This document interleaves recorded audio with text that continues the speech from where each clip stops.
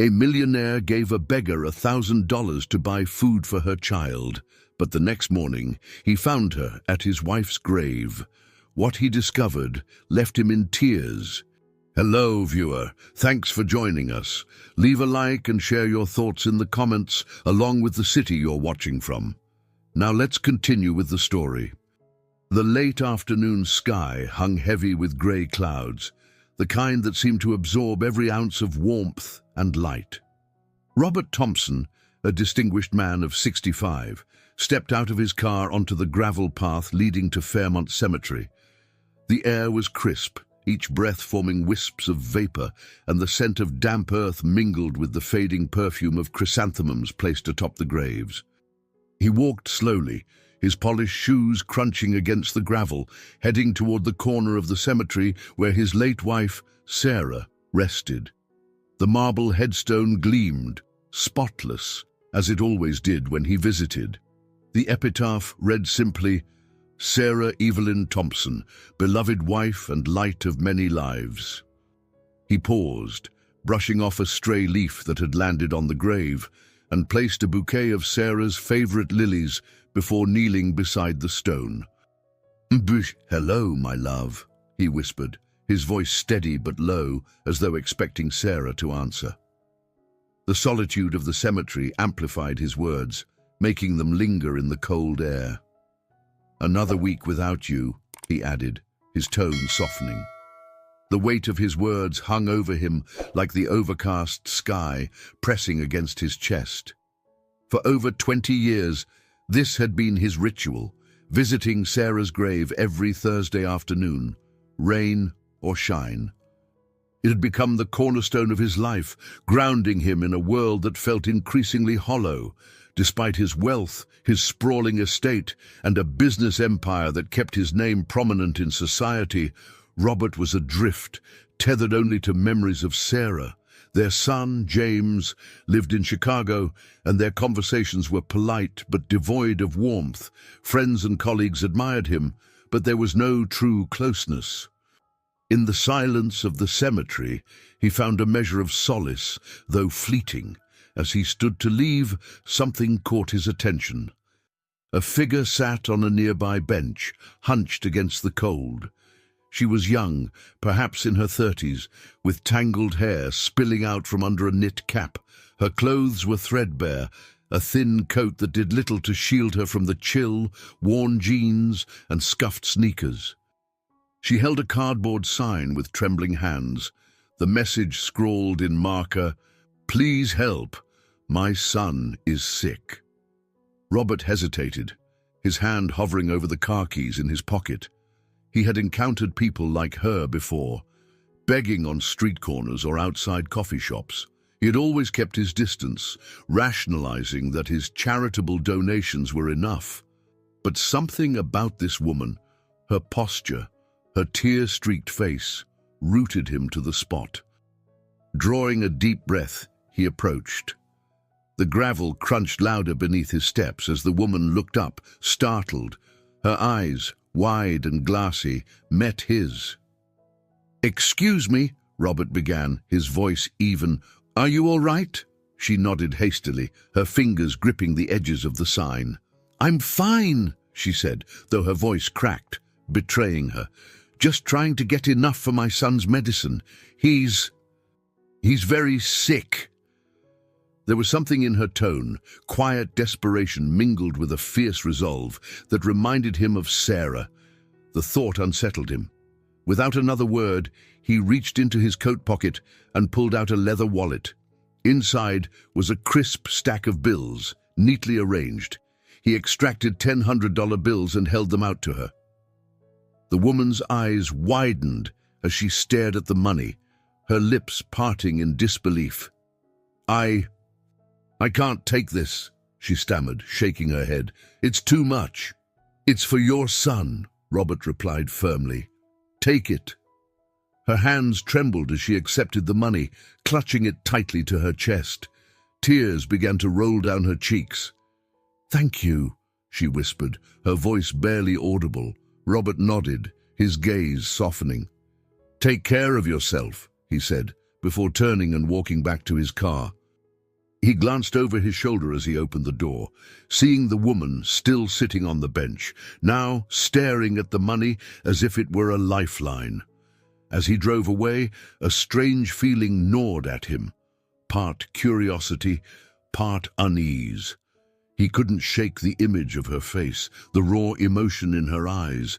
It was a look he had seen before, but he couldn't quite place where or when.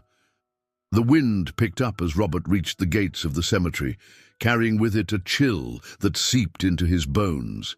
He tightened his grip on the steering wheel, his thoughts returning to Sarah and the sense that somehow she had been part of this encounter. The following morning, Robert sat in his study, a steaming cup of coffee untouched on the mahogany desk before him. The sun filtered through the sheer curtains, casting pale streaks of light on the wall, lined with books and accolades. Yet the usual sense of order and accomplishment failed to settle him. His mind replayed the encounter at the cemetery, particularly the desperation in the woman's eyes. Why had it affected him so profoundly? He had seen people in need countless times and offered his fair share of help through donations, never thinking twice about the individuals behind the causes. This was different. The rawness of her emotions lingered in his mind, her gratitude unspoken yet palpable. Pushing his chair back, Robert rose and walked to the window, gazing out at the manicured lawn and the quiet stillness of his estate. The contrast between his surroundings and the threadbare figure of the woman on the bench gnawed at him. What would Sarah have done? He could almost hear her voice, gentle yet resolute, urging him to care for others as she always had. His reverie was interrupted by the distant chime of the doorbell. Moments later, his housekeeper, Mrs. Grant, appeared in the doorway, her presence as prim and reliable as ever. "Mr. Thompson," she said, her tone respectful yet hesitant. "There's a man at the gate asking for you. He claims to know you but didn't give his name."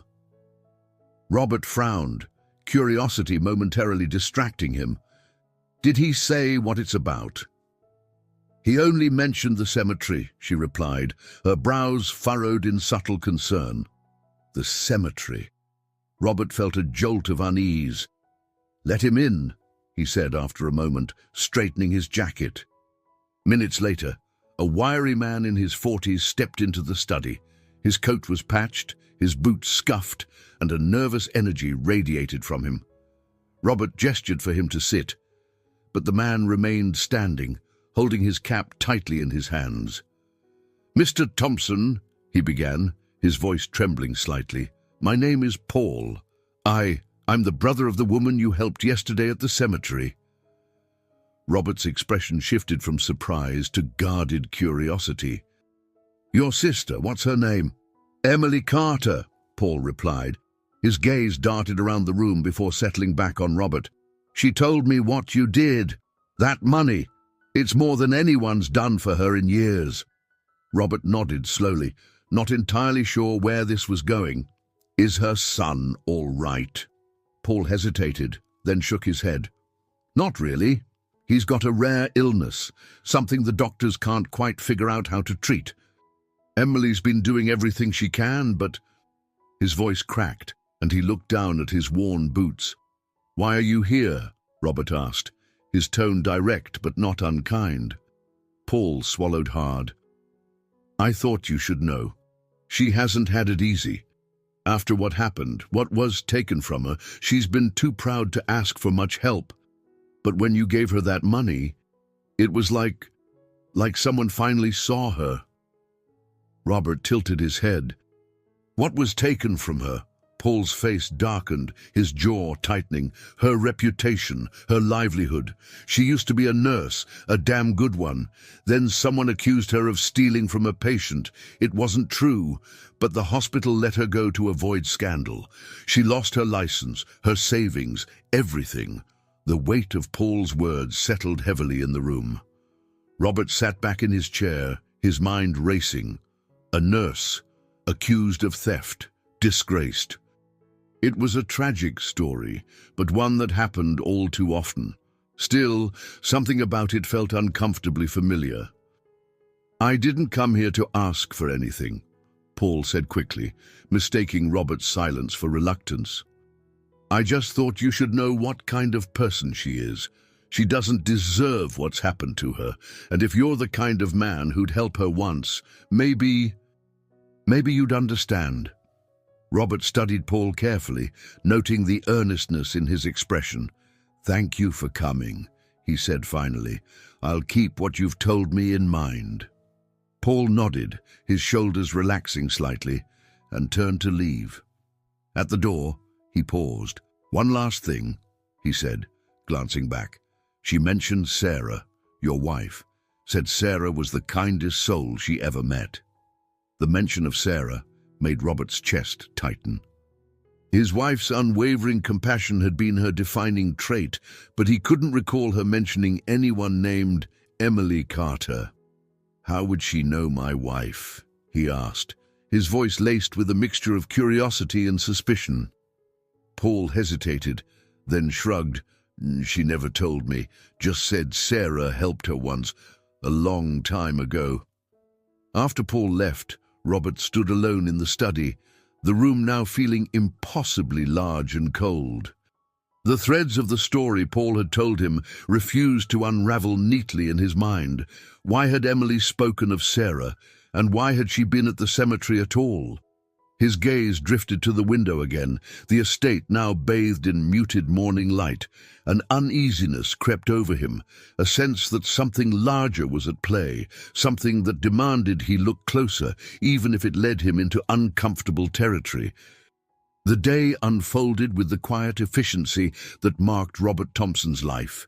Meetings, phone calls, and the usual cascade of decisions filled the hours, but his focus wavered, his mind caught on the story Paul had shared that morning. Emily Carter's image lingered at the edges of his thoughts, her stoic despair, the quiet strength beneath her worn appearance. That evening, as the sun dipped below the horizon, painting the sky in hues of amber and violet, Robert found himself retreating to the comfort of his study. He poured himself a small glass of whiskey, the amber liquid catching the fading light. The drink was more ritual than indulgence, a companion to his evening reflections. Yet tonight, reflection brought no peace. His thoughts circled back to Sarah. How many lives had she touched in her quiet, profound way? It was entirely possible that Emily had crossed paths with Sarah during her lifetime, but why hadn't Sarah ever mentioned her? As Robert swirled the whiskey in his glass, he considered dismissing the matter altogether. People often sought to embellish their connections to others, especially when desperate for help. Yet Paul's words carried an earnestness that Robert couldn't ignore. And then there was the cemetery. What had brought Emily there, of all places? Unable to quell his curiosity, Robert opened his laptop and typed "Emily Carter nurse accusation" into the search bar. He scrolled through pages of results, finding a sparse trail of information. A few articles surfaced, detailing an incident years ago involving allegations of theft from a terminally ill patient at a private hospital. Emily's name appeared, linked to the scandal, but the reports were vague and inconclusive. The case had been quietly resolved, with no charges filed, but the damage was done. Emily's nursing license had been revoked, and her career ended abruptly. There were no follow-ups, no interviews to offer her side of the story. She had simply disappeared from public view. The faint whir of the ceiling fan filled the silence as Robert leaned back in his chair, his brow furrowed. Something about the case felt wrong.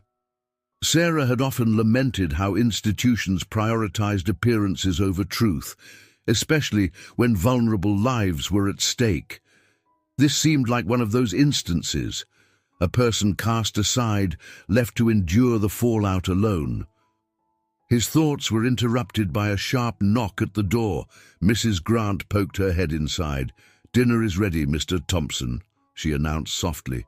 "I'm not hungry," Robert replied, his tone distant. Mrs. Grant hesitated, then stepped further inside. If I may, sir, she ventured, you seem troubled.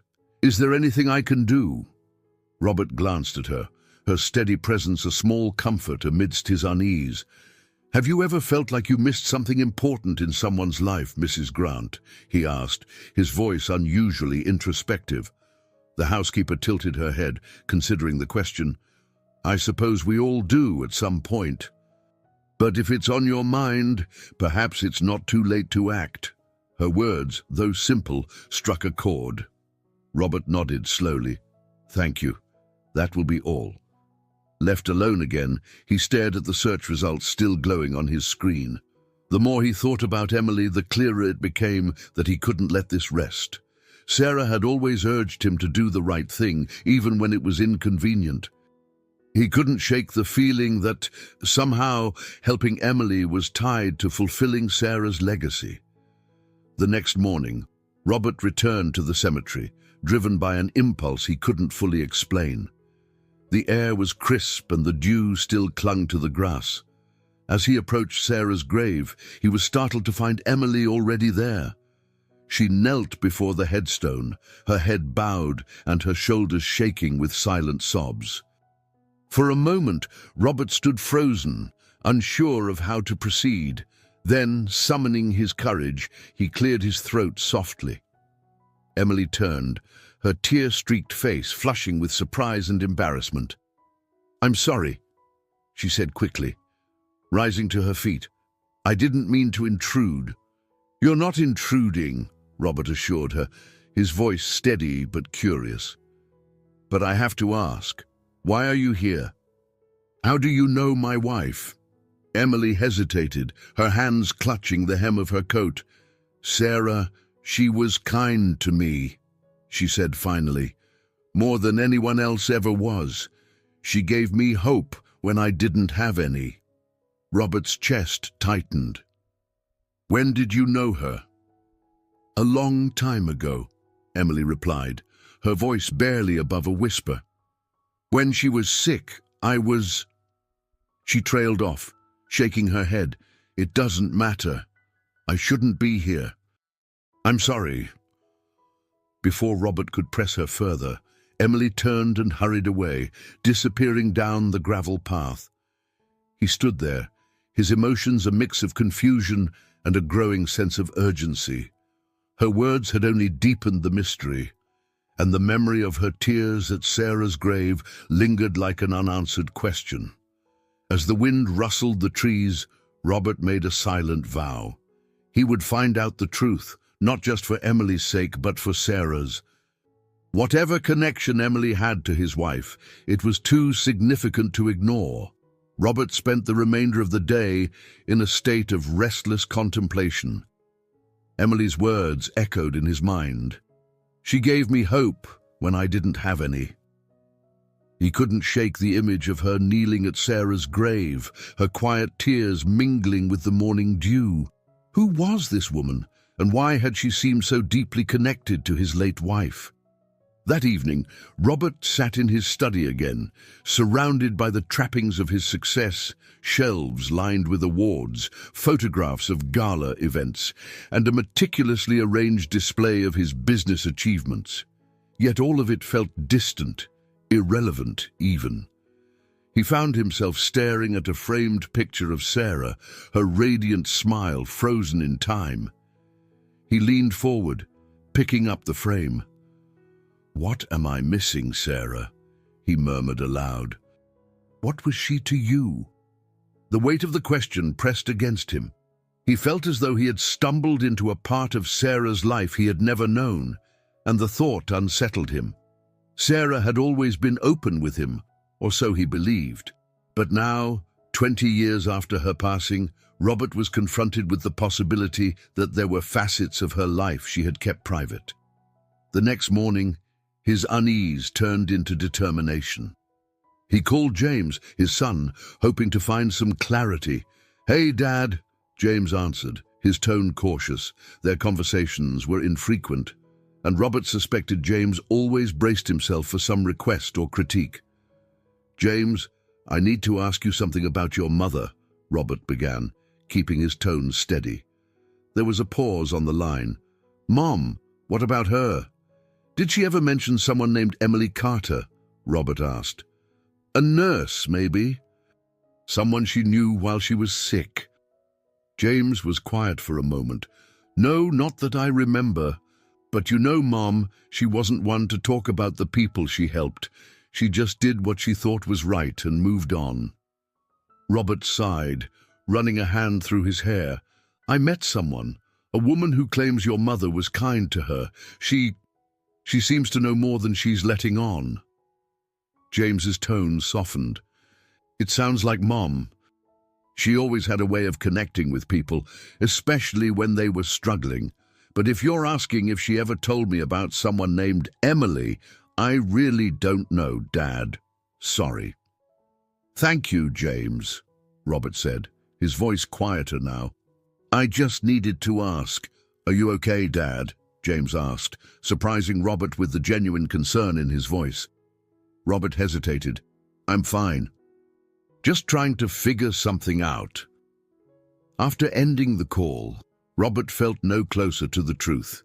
If anything, James's response only reinforced the idea that Sarah had kept this part of her life to herself. The thought was bittersweet. It reminded him of her generosity, but also highlighted how little he had understood the depth of her relationships with others. That afternoon, Robert returned to the cemetery, compelled by a need he couldn't quite articulate. The graveyard was quiet, the only sounds the rustle of leaves in the wind and the distant hum of traffic. He stood before Sarah's grave, gazing at the headstone as if it could offer answers. "I don't know what you saw in her," he said aloud, feeling slightly foolish but unable to stop himself. "But I can't ignore this. If she was important to you, I need to understand why." As he turned to leave, his eyes caught movement near the edge of the cemetery. Emily was there, standing by another grave, her head bowed. The sight startled him. He had not expected to see her again so soon. This time, he approached with more purpose. "Emily," he called softly. She looked up, her face pale but composed. "Mr. Thompson," she said, her voice guarded. "I need to understand," Robert said, his tone firm but not unkind. "You mentioned my wife, Sarah. You said she gave you hope. What did you mean by that?" Emily hesitated, her gaze dropping to the ground. She clutched the strap of her worn handbag as if it were a lifeline. She was my patient," she admitted finally, her voice barely above a whisper. "I was her nurse in her final months." The admission hit Robert like a tidal wave. Of course, it made sense. Sarah had spent much of her last days in and out of hospitals and hospice care. But why had Emily never come forward before? Why had she waited until now? "Why didn't you tell me this earlier?" Robert asked, his tone sharper than he intended. Emily flinched slightly but held her ground. "Because it doesn't matter anymore," she said. "What happened back then? It's in the past. I only came here to pay my respects. Sarah meant more to me than you'll ever know, but I don't want anything from you." Her words were sincere, yet they left Robert with more questions than answers. He could sense there was something she wasn't telling him, a deeper story hidden beneath her stoic exterior. "You said she gave you hope," Robert pressed. "What did you mean by that?" Emily opened her mouth as if to respond, then closed it again. She shook her head, her expression unreadable. "I can't explain it, Mr. Thompson. Not now." Without another word, she turned and walked away, leaving Robert standing alone in the fading light. The encounter left him unsettled, his resolve growing stronger. Whatever connection Emily had to Sarah, it was too important to leave buried. Robert spent the night wrestling with his thoughts. Emily's revelation that she had been Sarah's nurse opened a door to the past he wasn't sure he was ready to walk through. Yet the mystery gnawed at him. Why had Sarah never mentioned Emily? And what had transpired in those final months that could bind Emily to Sarah so deeply? The next morning, Robert found himself drawn back to the cemetery. The grey sky mirrored his somber mood as he parked his car and walked the familiar path to Sarah's grave. This time, there was no sign of Emily. He stood in the quiet solitude, his hands in the pockets of his overcoat, the chill air biting at his face. "I don't know what you were thinking, Sarah," he murmured, his voice low, "but I can't ignore this. She's hurting, and somehow she's connected to you. I need to know why." The stillness offered no answers, but it fortified his resolve. As he left the cemetery, he made a decision. He would uncover the truth, no matter how uncomfortable it might be. Sarah had lived her life with compassion and integrity, and if Emily had been part of that, Robert owed it to both of them to understand. Back at his estate, he placed a call to his old friend and lawyer, Howard Ellis. Howard was a shrewd but fair man who had handled many of Robert's personal and professional matters over the years. If anyone could help him find answers, it was Howard. "Robert," Howard greeted him warmly, "it's been a while. To what do I owe the pleasure?" "I need your help with something personal," Robert said, his tone brisk. "Do you have time to meet this afternoon?" "For you, always," Howard replied. "Come by my office. We'll talk." Later that day, Robert sat across from Howard in his elegant downtown office. The walls were lined with books and certificates, a testament to Howard's long and successful career. After exchanging pleasantries, Robert got straight to the point. "I need you to look into someone for me," he said, leaning forward. "Her name is Emily Carter. She used to be a nurse, but something happened. She lost her license, her career. I need to know what happened and why." Howard raised an eyebrow, his curiosity piqued. "That's a bit out of the ordinary for you, Robert. What's this about?" "She was Sarah's nurse," Robert explained, his voice heavy. "She said Sarah gave her hope, and now she's in trouble. I don't know all the details, but I can't let it go." Howard nodded slowly. "All right, I'll see what I can dig up. But you know these things take time." "I'm not asking for miracles," Robert replied, "just whatever you can find." As Robert left Howard's office, he felt a mixture of relief and trepidation.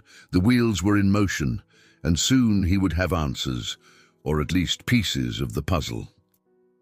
That evening, as the sun dipped below the horizon, Robert sat on the terrace of his estate, sipping a glass of wine.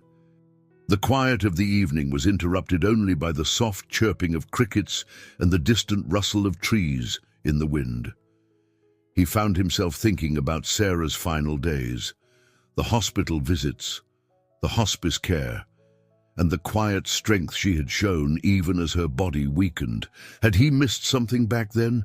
Had there been signs he had overlooked, conversations he hadn't paid enough attention to? The thought filled him with a sense of regret. Perhaps helping Emily wasn't just about her or even Sarah.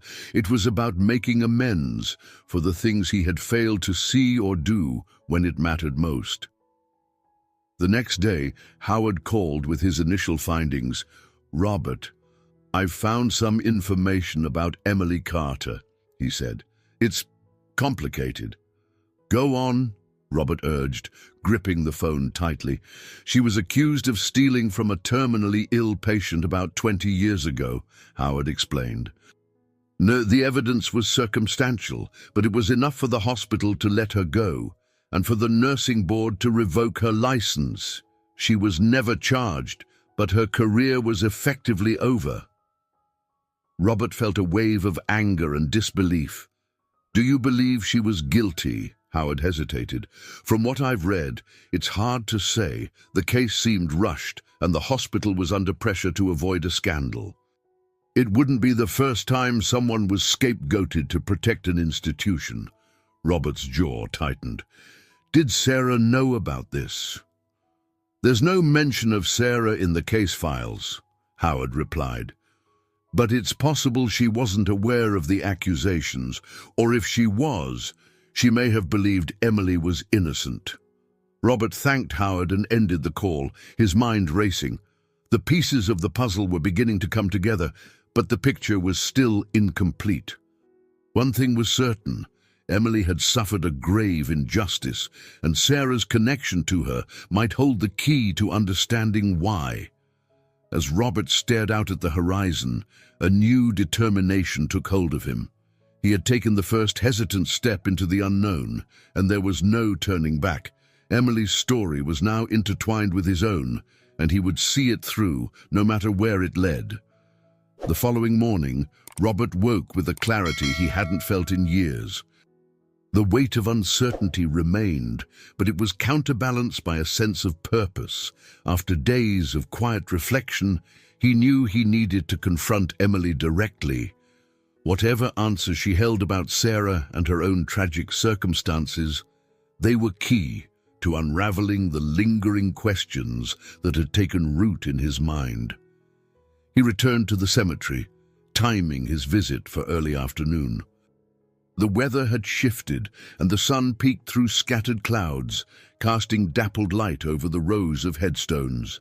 To his surprise, Emily was there again, standing near Sarah's grave with her hands clasped in front of her. Her posture was rigid, but there was a vulnerability in the way she hung her head. As Robert approached, his footsteps crunching on the gravel path, Emily turned. Her eyes widened slightly, and a faint flush crept across her cheeks. She didn't seem surprised to see him, but there was a guardedness in her expression. "Mr. Thompson," she greeted him softly. "I didn't think I'd see you again." "I needed to," Robert replied, stopping a few steps away. He gestured to Sarah's headstone. "You keep coming here? Why?" Emily hesitated, glancing at the ground before meeting his gaze. "Because she mattered to me," she said. "More than I can explain." Robert nodded, sensing the truth in her words. "I spoke to someone who told me about what happened to you," he said, his tone careful but direct. "About how you lost your license, and how my wife might have been involved in some way." Emily's face paled. Her fingers twisted together nervously. "I never wanted you to know," she said, her voice trembling.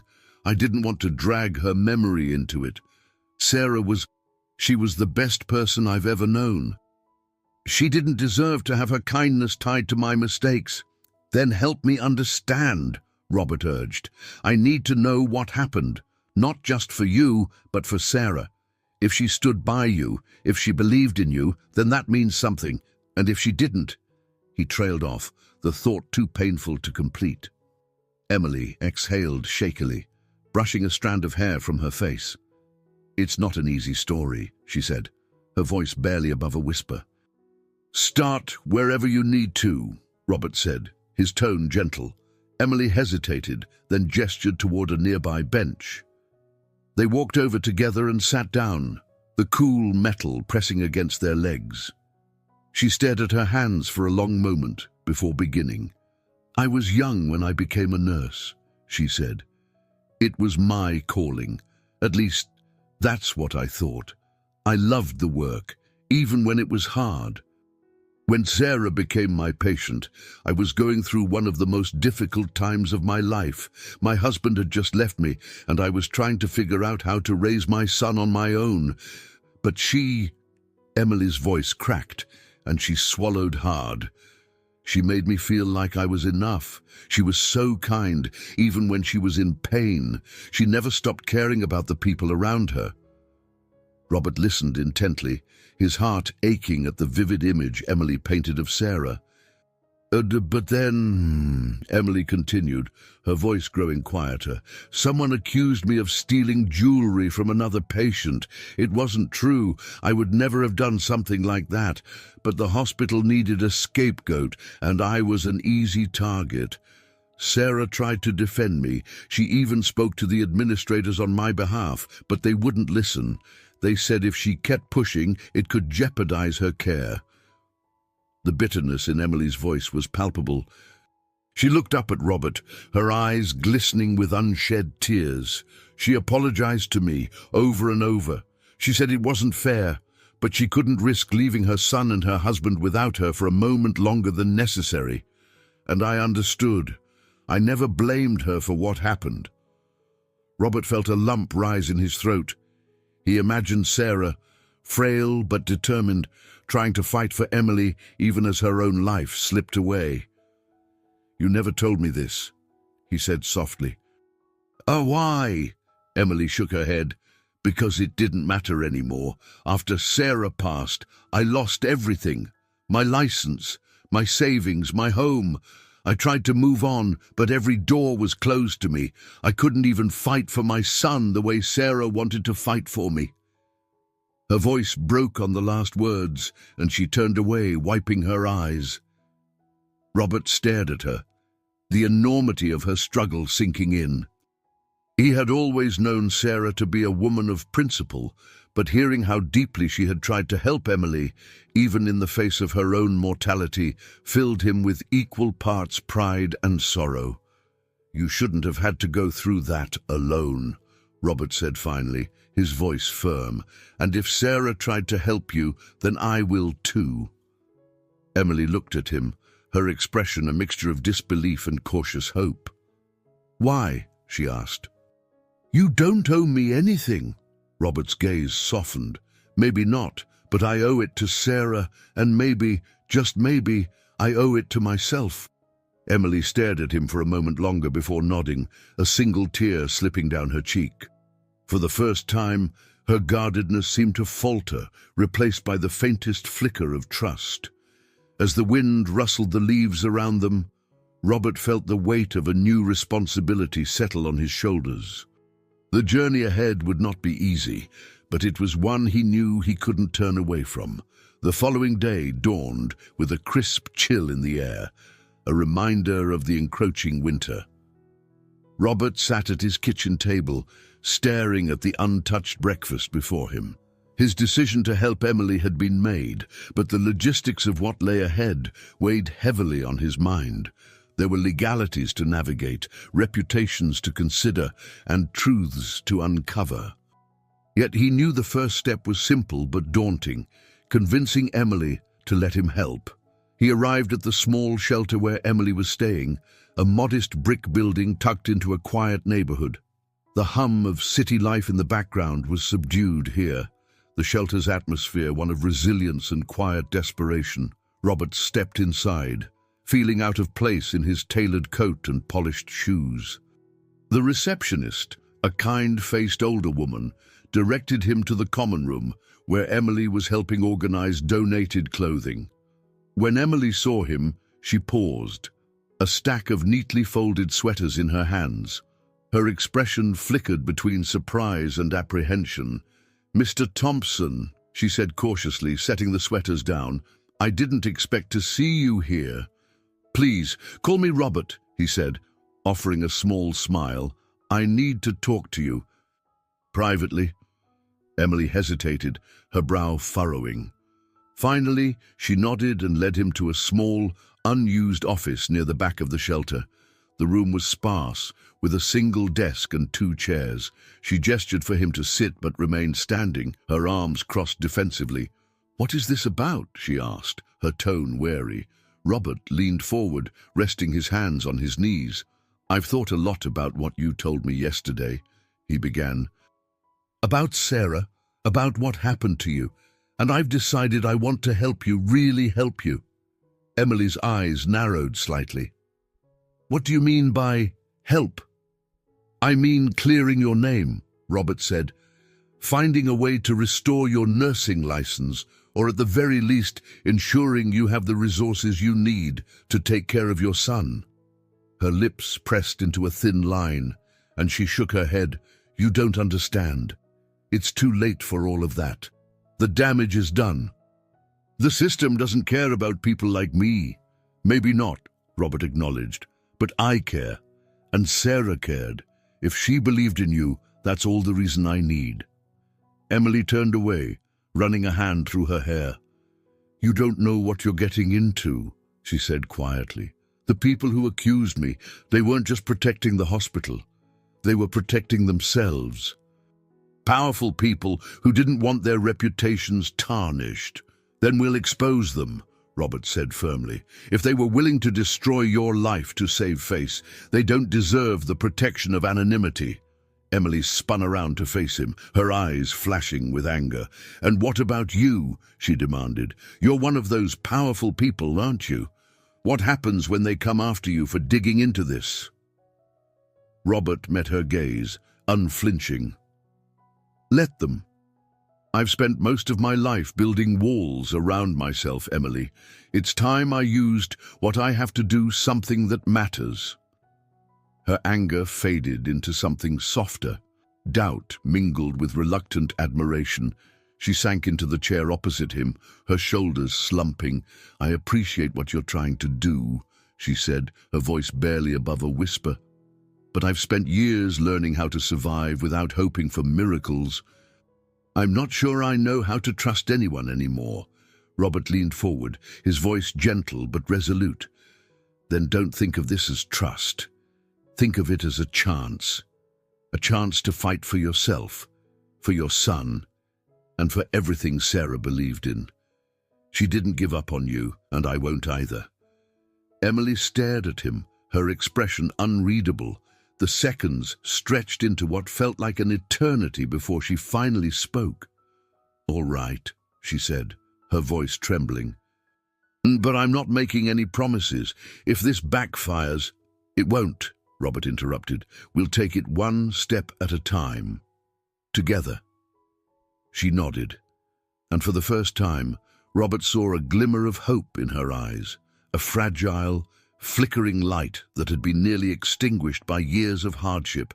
He knew this was only the beginning, but it was a start.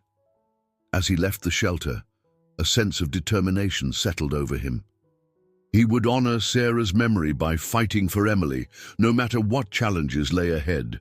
For the first time in years, Robert felt as though he was walking a path that truly mattered, one that might finally bring him a sense of purpose and redemption. The next day, Robert stood before his office window, staring out at the sprawling city skyline. It had always represented his success, a testament to decades of hard work and ambition. Yet today, it felt hollow. His thoughts were consumed by Emily's struggles and the shadow of injustice that had followed her for years. Determined to move forward, Robert made a series of calls. He reached out to Howard Ellis, his trusted lawyer, and arranged a meeting to strategize. He also contacted a private investigator he'd worked with in the past, a meticulous professional named Grace Larkin, known for her discretion and tenacity. By late afternoon, Robert sat in Howard's office, the familiar scent of leather and aged paper grounding him. Grace was there as well, her sharp gaze moving between Robert and the files spread out on the table. "You want to reopen a case that's been closed for 2 decades, Grace said, her tone more matter-of-fact than skeptical. "What's the end goal here?" "Justice," Robert replied firmly, and clearing Emily's name. Grace tilted her head, studying him. "You know this won't be easy. Cases like this don't get buried by accident. Whoever was behind it had the power to make it disappear." "I understand that," Robert said. "But Emily deserves a chance to rebuild her life, and I won't rest until we've done everything possible to give her that chance." Howard leaned back in his chair, his fingers steepled. "If we're going to do this, we need a clear plan. Grace, can you start by looking into the hospital records and the individuals involved in the original investigation?" Grace nodded. "I'll need access to any documentation Emily might have. Employment records, correspondence, anything that could point to discrepancies in the case." "I'll speak with her," Robert said. "She'll cooperate." As the meeting concluded, Robert felt a renewed sense of purpose. Grace's confidence and Howard's steady guidance gave him hope that they might uncover the truth, no matter how deeply it had been buried. That evening, Robert visited the shelter again. Emily was in the dining hall, helping serve dinner to the residents. Her demeanor was calm, but Robert could see the strain in her posture, the weight of years spent surviving against insurmountable odds. When she saw him, she set down the tray she was holding and approached him cautiously.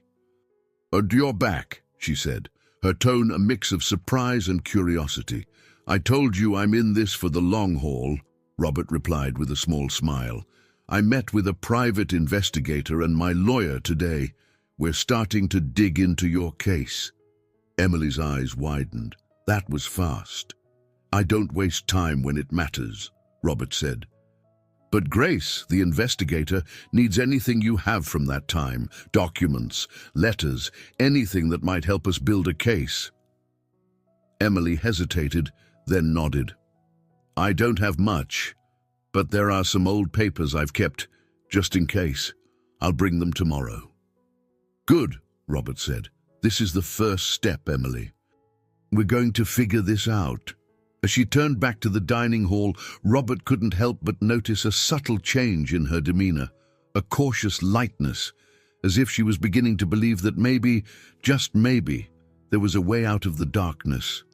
The next morning, Emily arrived at Robert's office with a small, worn box. Inside were faded documents, handwritten notes, and a few photographs. She placed the box on Robert's desk with a mixture of reverence and reluctance. "This is everything I have," she said quietly. "It's not much, but it's all I've held on to." Robert opened the box and sifted through its contents, his heart heavy as he imagined the years of pain and hope encapsulated in these papers. Among the items was a letter from Sarah, a simple note of encouragement, written in her elegant script. It was dated only weeks before her passing.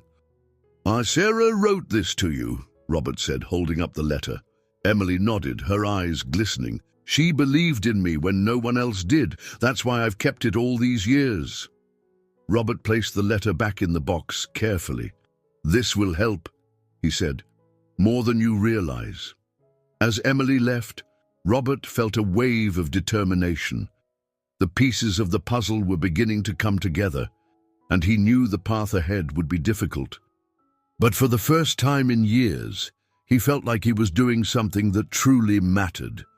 Grace Larkin sat across from Robert in his office, her sharp features illuminated by the soft glow of the desk lamp. The small box of Emily's belongings was open between them, its contents neatly arranged. Robert watched as Grace methodically examined each item, her expression unreadable. "This," she said, holding up the letter from Sarah, "is significant. It shows Sarah believed in Emily's integrity and cared enough to document her thoughts.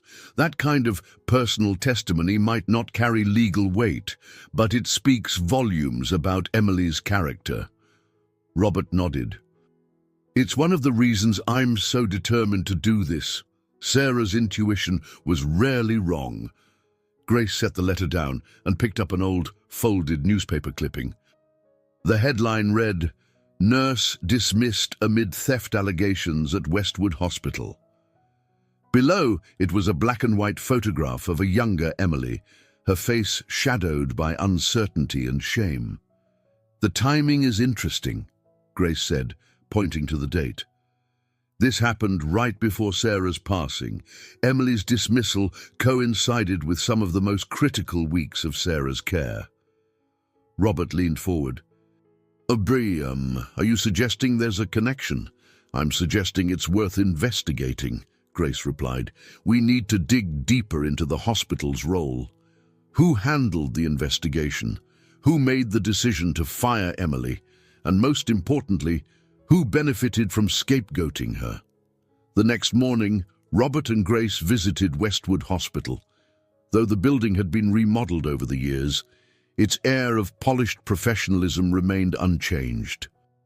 They were greeted by a middle-aged administrator with a tight smile and a rehearsed air of efficiency. "Mr. Thompson, it's an honor to meet you," she said, shaking his hand. "How can I assist you today?" Robert kept his tone measured. We're looking into a matter from about 20 years ago. A nurse named Emily Carter was employed here during that time. We'd like to review her employment records and any documentation related to her dismissal." The administrator's smile faltered. "I'm afraid we don't keep records that far back. Privacy laws and retention policies." Grace cut in smoothly. "You may not keep the records on site, but they're archived somewhere. And under legal precedent, employment records tied to unresolved allegations can be accessed for investigative purposes." The administrator hesitated, glancing nervously at Robert. His calm but expectant expression left her little room to argue. "I'll see what I can find," she said, gesturing for them to wait.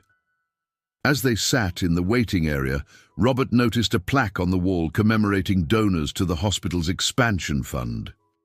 His eyes stopped on a familiar name, Margaret Whitmore. It was Sarah's mother, who had been one of the hospital's largest benefactors during her lifetime. "Look at this," Robert said, gesturing to the plaque. "My mother-in-law was deeply involved here. She may have had influence over the administration at the time of Emily's dismissal." Grace frowned. "That could complicate things. If Margaret Whitmore had a hand in what happened, it would explain why the case was buried so quickly. Her name carried weight." Robert felt a pang of discomfort. Margaret had always been fiercely protective of Sarah, but she was also known for her uncompromising demeanor. Could she have played a role in what happened to Emily? And if so, what would that mean for Sarah's memory? The administrator returned shortly with a thin file. "This is all we have on Emily Carter," she said, handing it to Grace. "I must insist that these documents remain confidential." Grace nodded curtly and opened the file. Inside were copies of Emily's employment records, a brief report of the theft allegations, and a termination notice. Grace scanned the pages quickly, her eyes narrowing. "Interesting," she murmured. "The investigation was overseen by a Dr. Martin Reed, the hospital's chief medical officer at the time. His notes are vague, no concrete evidence, just a recommendation to terminate Emily to maintain the hospital's reputation." Robert felt his frustration rise. Reputation. That's all it ever seems to come down to. Grace tapped the file with her finger. Reed's decision wouldn't have gone unchallenged unless someone powerful backed it. If your mother-in-law was involved, we need to tread carefully. Publicly implicating her could tarnish Sarah's legacy, even if Margaret acted without Sarah's knowledge. Robert nodded grimly. "We'll proceed carefully, but we need the truth, whatever it takes." Back at his office, Robert shared the findings with Emily. She sat silently as Grace explained the contents of the file, her hands clenched tightly in her lap. "I knew they didn't have proof," Emily said bitterly. "They just needed someone to blame." "There's more," Grace said gently. "The hospital's chief medical officer, Dr. Reed, signed off on your dismissal. But we believe Margaret Whitmore may have influenced the decision." Emily's eyes widened. Sarah's mother. "It's possible," Robert said carefully. But I need you to know, Emily, that whatever her involvement, it doesn't change what Sarah believed about you or what I believe now." Emily's shoulders slumped, and she nodded slowly. "I've lived with this shadow for so long. If we can finally bring the truth to light, I'll do whatever it takes." As the evening wore on, Robert felt the weight of their discoveries settling over him. The path they had entered was fraught with uncertainties, but he was determined to see it through, for Sarah, for Emily, and perhaps most of all, for himself. The discovery of Margaret Whitmore's potential involvement in Emily's dismissal weighed heavily on Robert. His late mother-in-law's presence loomed larger in his mind, her influence and commanding nature now tinged with suspicion. Could Margaret's devotion to preserving Sarah's image have led her to sacrifice someone else's livelihood, or was it something more personal? Determined to tread carefully, Robert arranged a meeting with someone who might provide clarity. Rachel Lawson, a retired nurse who had worked at Westwood Hospital during the time of Emily's dismissal. Grace had tracked her down in a quiet suburb, where she now lived a modest life. If anyone could shed light on what had happened, it would be someone who had seen it unfold firsthand. The small cafe where Robert met Rachel smelled of fresh coffee and baked bread. Rachel, a woman in her late 60s with sharp eyes and a no-nonsense demeanor, greeted him with a firm handshake. She wore a simple cardigan and carried an air of quiet confidence. "I was surprised to get your call," Rachel said as they sat across from each other. "And it's been years since anyone asked me about Westwood, let alone about Emily Carter." "Then I appreciate your willingness to meet," Robert replied. "I'm trying to help Emily clear her name, but to do that, I need to understand what really happened back then." Rachel leaned back, her gaze thoughtful. Emily was a good nurse, one of the best. But that hospital, it cared more about appearances than doing the right thing. When the theft allegations came up, I knew right away they were looking for a scapegoat. "Why Emily?" Robert asked. "What made her an easy target?" Rachel sighed. She didn't have the connections some of us did. No family name to protect her, no allies in high places. And she was close to Sarah, too close for some people's comfort. Robert frowned. "What do you mean by that?" "Sarah and Emily formed a bond," Rachel explained. "Sarah trusted Emily more than anyone else. She confided in her, leaned on her during the hardest moments. I think it made some people, your mother-in-law included, uncomfortable." Robert's jaw tightened. "Are you saying Margaret had a hand in this?" Rachel hesitated, her eyes scanning the room as if ensuring they weren't overheard. "I can't say for certain, but Margaret Whitmore was a force to be reckoned with. She was fiercely protective of Sarah, sometimes to a fault. If she thought Emily's closeness threatened Sarah's well-being or her legacy, she might have acted to remove her." The words settled heavily in the air. Robert felt a surge of conflicting emotions, anger at the possibility of Margaret's interference, sadness for the pain it had caused Emily, and a growing determination to uncover the truth. "Did Sarah know about this?" Robert asked quietly. Rachel's gaze softened. "If she did, she never let on. But I remember how devastated she was when Emily was dismissed. Sarah wasn't the same after that. It was like losing Emily took a part of her strength." Robert swallowed hard, his thoughts swirling. Margaret's intentions might have been rooted in love for Sarah, but the consequences had been far-reaching and cruel. After leaving the cafe, Robert called Grace to relay Rachel's account. "We need to focus on Margaret's role," he said. "And if she influenced the hospital's decision, we have to find proof." Grace's voice was steady. "I'll dig into Margaret's correspondence with the hospital. If there are letters, memos, or anything that ties her to this, I'll find it." As the days passed, Grace uncovered fragments of evidence, donor records showing Margaret's significant financial contributions to the hospital during the time of Emily's dismissal, and internal memos referencing external pressures in the decision-making process. While not definitive, the pieces painted a picture of a powerful woman wielding influence behind the scenes. Meanwhile, Robert sought to strengthen his alliance with Emily. He invited her to his home, wanting to offer a respite from the shelter and to share the progress they were making. Emily arrived hesitantly, her movements tentative as she stepped into the grand foyer. "This feels surreal," she admitted, her voice tinged with awe. "Consider it a temporary retreat," Robert said with a small smile. "You deserve at least that much." Over dinner, he updated her on Rachel's account and the emerging evidence of Margaret's involvement. Emily listened quietly, her expression a mixture of vindication and sadness. "I always suspected someone powerful was behind it," she said, but I never wanted to believe Sarah's family could have been involved." "Margaret wasn't Sarah," Robert said gently. "Whatever her motives, they don't diminish what Sarah meant to you, or to me." Emily nodded, her gaze dropping to the table. "It's just hard to reconcile, but if this is the truth, I'm ready to face it." For the first time, Robert saw a flicker of hope in Emily's eyes, hope that the shadow hanging over her life might finally be lifted.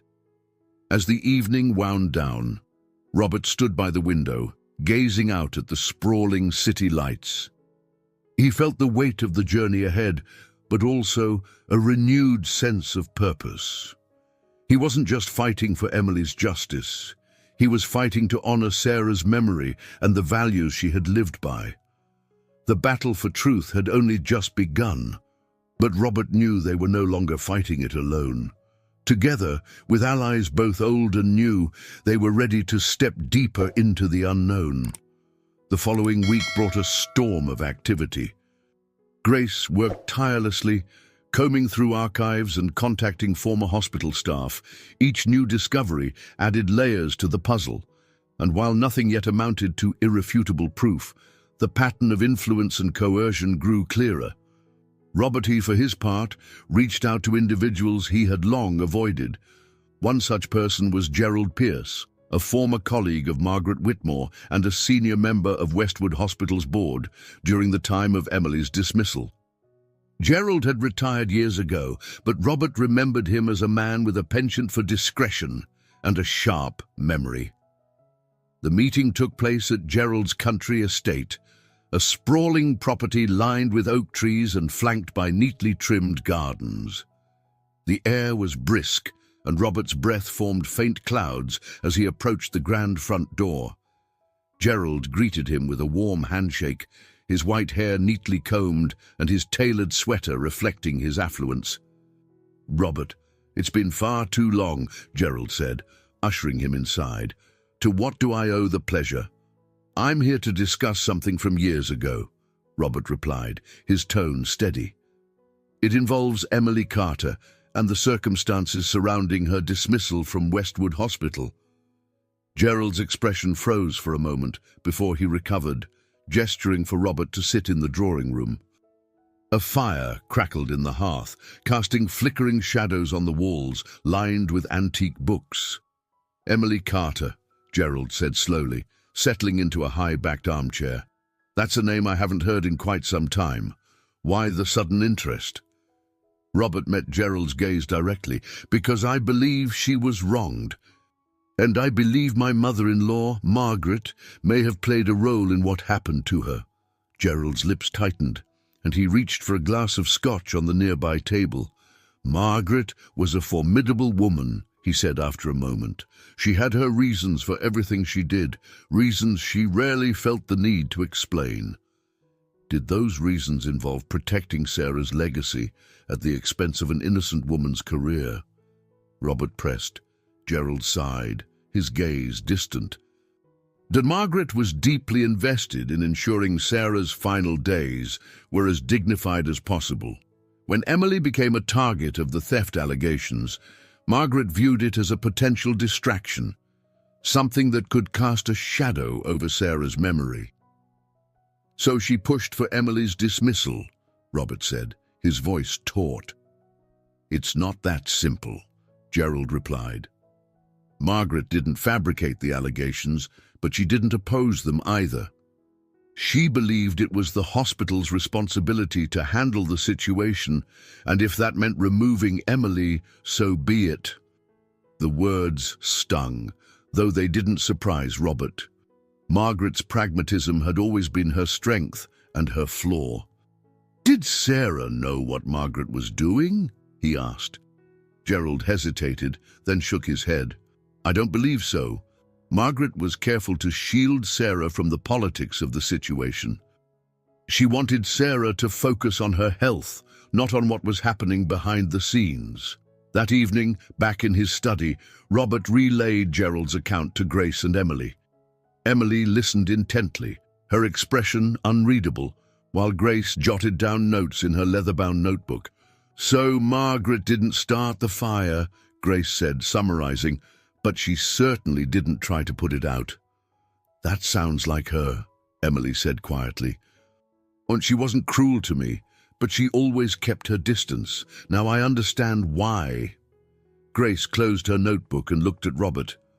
The hospital administration might have acted on Margaret's unspoken approval, but if there's no direct evidence linking her to the dismissal, we're at a dead end. We need something concrete. Robert frowned, a mixture of frustration and determination tightening his jaw. "Then we keep looking. If Margaret's influence reached the administration, there has to be a paper trail, letters, emails, something." Emily's voice cut through the tension. "Do you think it would have mattered?" she asked, her tone weary. "Even if Margaret hadn't been involved, they still would have found a way to get rid of me." Robert turned to her, his expression softening. "It matters because the truth matters, Emily. You've spent years carrying the weight of this injustice. You deserve to know how and why it happened." Emily looked down at her hands, silent but visibly moved. The following day, Grace uncovered a breakthrough. Hidden among hospital records was a memo from Dr. Martin Reed, the former chief medical officer, addressed to Margaret Whitmore. The memo outlined the decision to terminate Emily's employment, citing pressures to maintain the hospital's reputation, and thanking Margaret for her understanding and support. Grace presented the document to Robert in his office. "This is it," she said, sliding the memo across his desk. "A clear connection between Margaret and the hospital's actions." Robert read the memo twice, his emotions swirling. The confirmation of Margaret's involvement brought both clarity and pain, yet it also strengthened his resolve. "We're not stopping here," he said, looking up at Grace. "This is just the beginning." Grace nodded. "Agreed. With this memo, we can start building a case, not just against the hospital, but against the system that allowed this to happen." Emily arrived later that evening, and when Robert showed her the memo, she stared at it for a long moment. Then, to his surprise, she began to cry, not with despair, but with relief. "They can't deny it anymore," she said through her tears. "The truth is finally out." Robert placed a comforting hand on her shoulder. "We'll see this through, Emily.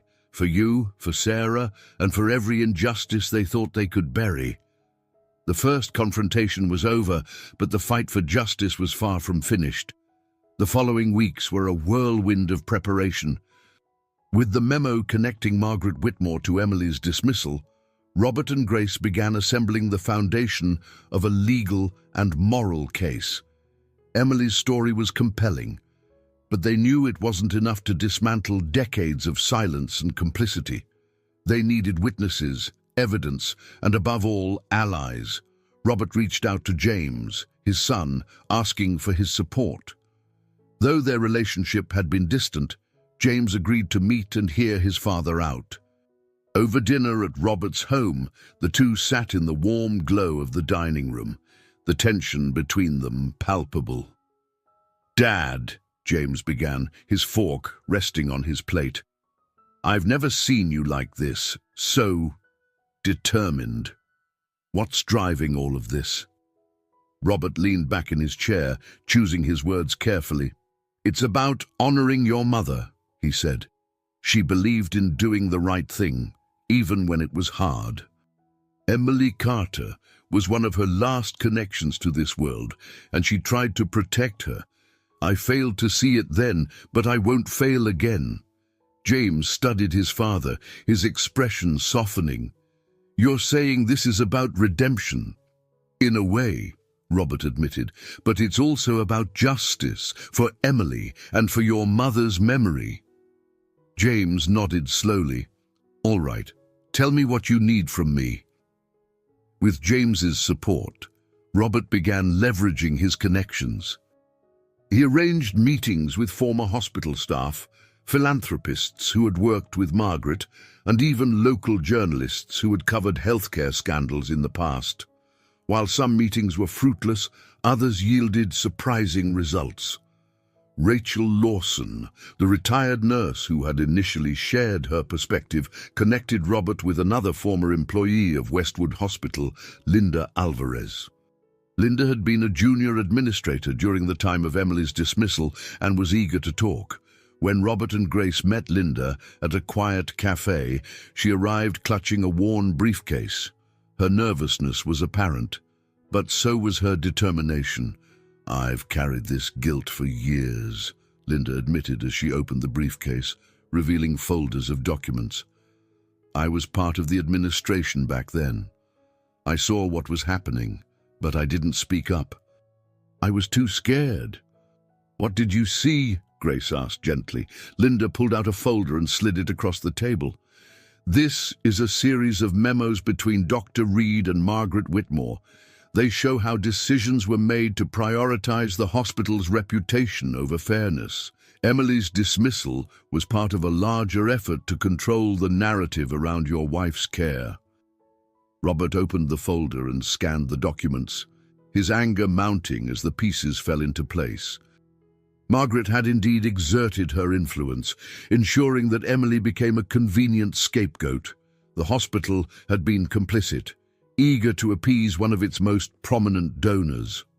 "You're brave for coming forward," Robert said, his voice steady. "This will make a difference." Linda nodded, though her expression remained somber. "I hope so." It's time the truth came out. With Linda's documents added to their growing case, Robert and Grace began strategizing the next steps.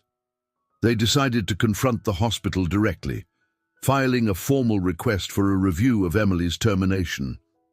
The request included the evidence they had gathered, making it clear that a failure to act could result in legal action and public exposure. The hospital's response came swiftly. A meeting was arranged with the current administration, and Robert, Grace, and Emily prepared for what they knew would be a contentious encounter. The meeting took place in a sleek conference room, the walls adorned with abstract art and the table polished to a mirror-like sheen. The hospital's legal team sat across from them, their expressions guarded. At the head of the table was the hospital's CEO, a polished man in his 50s named Jonathan Hayes. "Mr. Thompson," Hayes began, his tone measured, "we've reviewed your submission. It's clear you've put a great deal of effort into this matter. And it's clear you've put a great deal of effort into burying the truth," Robert replied, his voice calm but firm. Hayes's composure faltered for a moment. The hospital acted in good faith at the time. "Decisions were made based on the information available. Decisions influenced by Margaret Whitmore," Grace interjected, sliding Linda's documents across the table. "These memos show a clear pattern of external pressure. Your administration sacrificed an innocent nurse to protect a benefactor's reputation." Hayes glanced at the documents, his jaw tightening. This was over 20 years ago. "The individuals involved are no longer part of the organization, but the consequences remain," Emily said, her voice steady despite the tremor in her hands. "I lost my career, my livelihood, and my son suffered because of it. Your hospital ruined my life, and you've never once acknowledged it." A heavy silence filled the room. Hayes finally leaned back, his expression unreadable. "We'll need time to review these documents in full. But if there's merit to your claims, we're prepared to discuss a resolution." "We'll be waiting," Grace said, "and if you think we'll stop here, you're mistaken." As they left the hospital, Emily let out a shaky breath. "Do you think they'll do anything?" she asked. "They don't have a choice," Grace replied. "The evidence is too damning." Robert placed a reassuring hand on Emily's shoulder. "This is the first step. We've forced them to face the truth. Now we keep pushing." For the first time, Emily smiled, a small, tentative gesture that hinted at the hope she was beginning to feel. The battle was far from over, but they had claimed their first victory, and that was enough to fuel their resolve. The momentum of their first victory energized Robert, Emily, and Grace, but it also deepened the stakes. The hospital's acknowledgement of their evidence was only a preliminary step. Behind closed doors, Robert suspected the administration was already crafting a strategy to minimize fallout. The road ahead would require not only persistence, but also navigating personal and moral dilemmas that would test them all. Days after the meeting with the hospital, Robert received a call from James. "Dad," James began, his tone cautious. "I heard about the meeting with the hospital. Are you sure you want to keep pushing this?" "Why wouldn't I?" Robert replied, his brow furrowing. "Because this isn't just about the hospital," James said. "It's about Grandma. If her involvement becomes public, it could tarnish everything Mom stood for. People will connect the dots, and Mom's memory might get dragged into this mess." Robert exhaled deeply, the weight of James's words pressing on his chest. He had considered this possibility, but hearing it spoken aloud made it more real. "You think I haven't thought about that?" he said quietly. "This is about doing what's right, James. Mom wouldn't have wanted us to protect a lie to preserve her memory." "But at what cost?" James pressed. "You're gambling with her legacy." Robert closed his eyes, the familiar ache of doubt creeping in. "I can't ignore the truth, James. You don't have to agree with me, but I need you to understand why I'm doing this," James sighed. "I do, Dad. I just hope you know what you're risking." Meanwhile, Grace uncovered a troubling development. The hospital's legal team had contacted several individuals connected to Emily's case, pressuring them to remain silent or distance themselves from the investigation. Among them was Rachel Lawson, the retired nurse who had initially spoken to Robert. Robert and Grace met Rachel at her home, a modest brick bungalow nestled in a quiet neighborhood.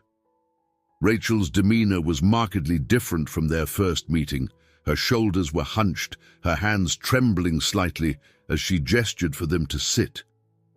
"They called me," Rachel said, her voice taut. "The hospital's lawyers. They told me to keep my mouth shut or face legal action. I don't have the resources to fight them, Robert." "You don't have to," Robert said gently. "We'll protect you." Rachel shook her head. "It's not just me. They mention my family, my grandchildren. They're trying to scare me, and it's working." Grace leaned forward, her voice firm. "This is a classic intimidation tactic. They're bluffing. If they had a real case, they'd have filed it already." "Even so," Rachel said, her eyes glistening, "I don't know if I can do this." Robert reached across the table, placing a steady hand on hers. "You've already done so much by coming forward. If you need to step back, we'll understand. But if you're willing to stand with us, I promise we'll fight this together." Rachel looked at him for a long moment, her resolve wavering but not breaking. Finally, she nodded.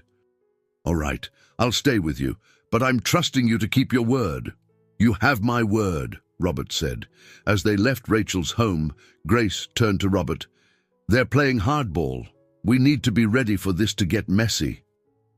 "I've been in messy battles before," Robert replied, "but this one matters more than any deal I've ever negotiated." Emily, meanwhile, faced her own internal struggle. The spotlight on her case had stirred up long-buried fears and insecurities. Though she trusted Robert and Grace, she couldn't help but feel the weight of the fight pressing down on her. One evening, she called Robert, her voice trembling. "What if we lose?" she asked. "What if they find a way to twist this and make me look like the villain again?" Robert listened patiently before responding. "Emily, you've already survived more than most people ever could. No matter what happens, you've shown strength and dignity in the face of injustice. That's something no one can take away from you."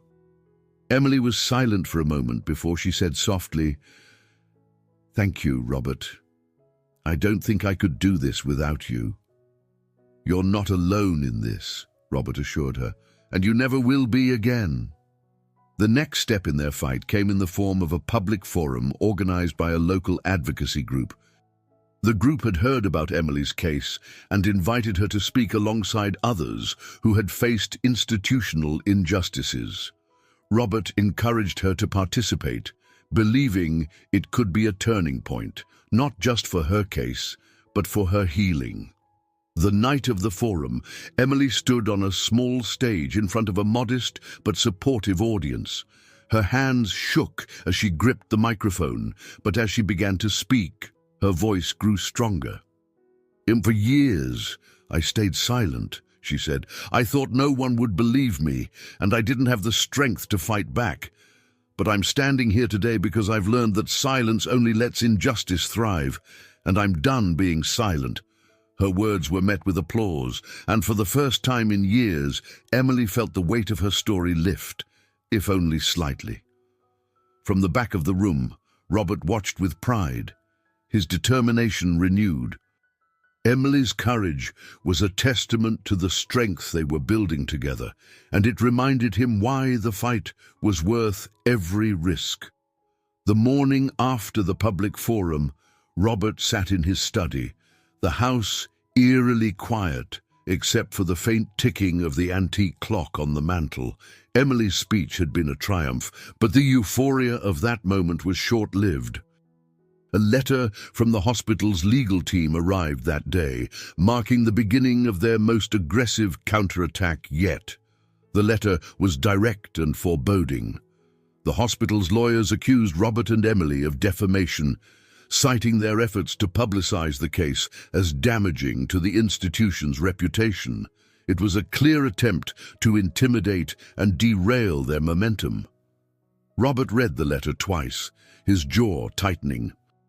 Grace, who had arrived moments earlier, took the letter from him and skimmed it, her expression darkening.